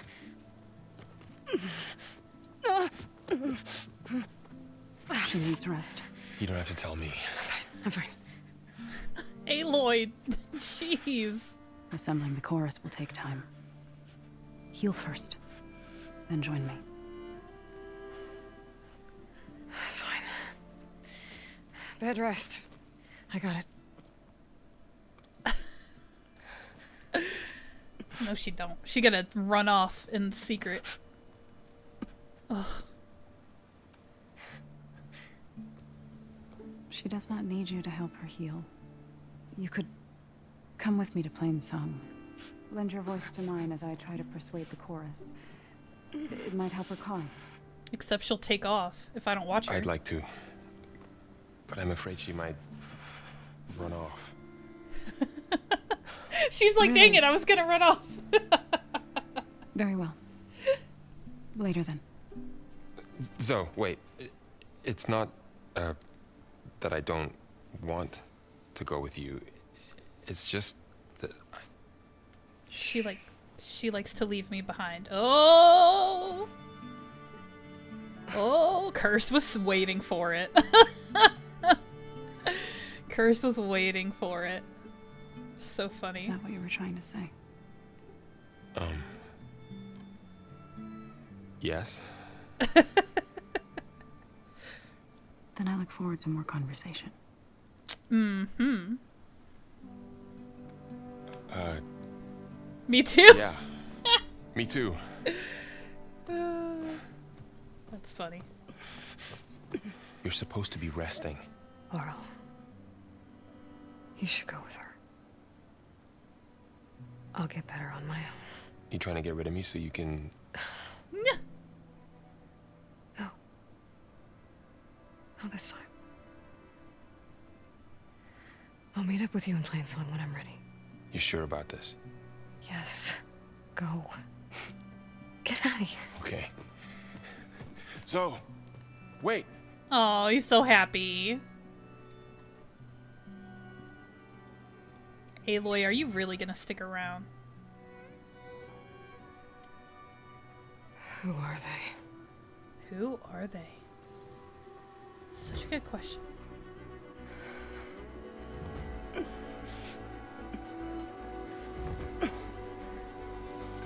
That does not look that comfortable. It's better than the ground, I'm sure, but that does not look that comfortable.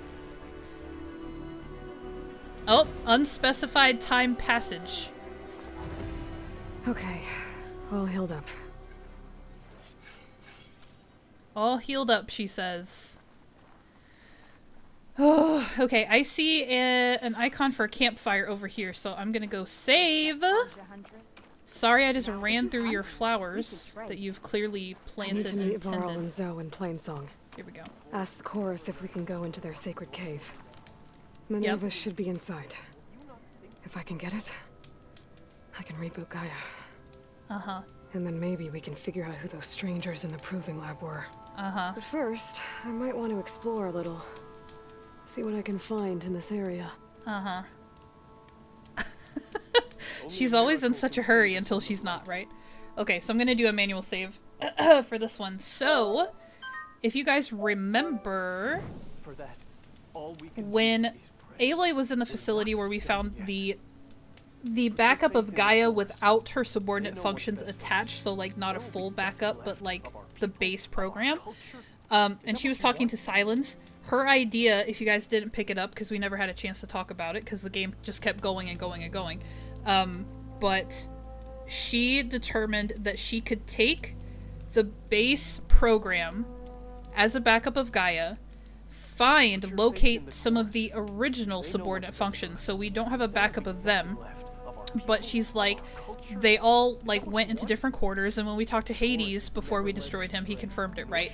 So her plan is to use this backup of the base program of Gaia herself, and then go and collect subordinate functions to add to it, and then rebuild the program piece by piece. So this is what the new plan is. Instead of just finding a reboot or a backup that can just restart the whole thing and everything is contained, we've got to rebuild the program ourselves now, because of course we do. So she discovered one of the subordinate functions, which is Minerva, and I would have to Google it really quickly to tell you what Minerva's functions are, what her specific role is within the program.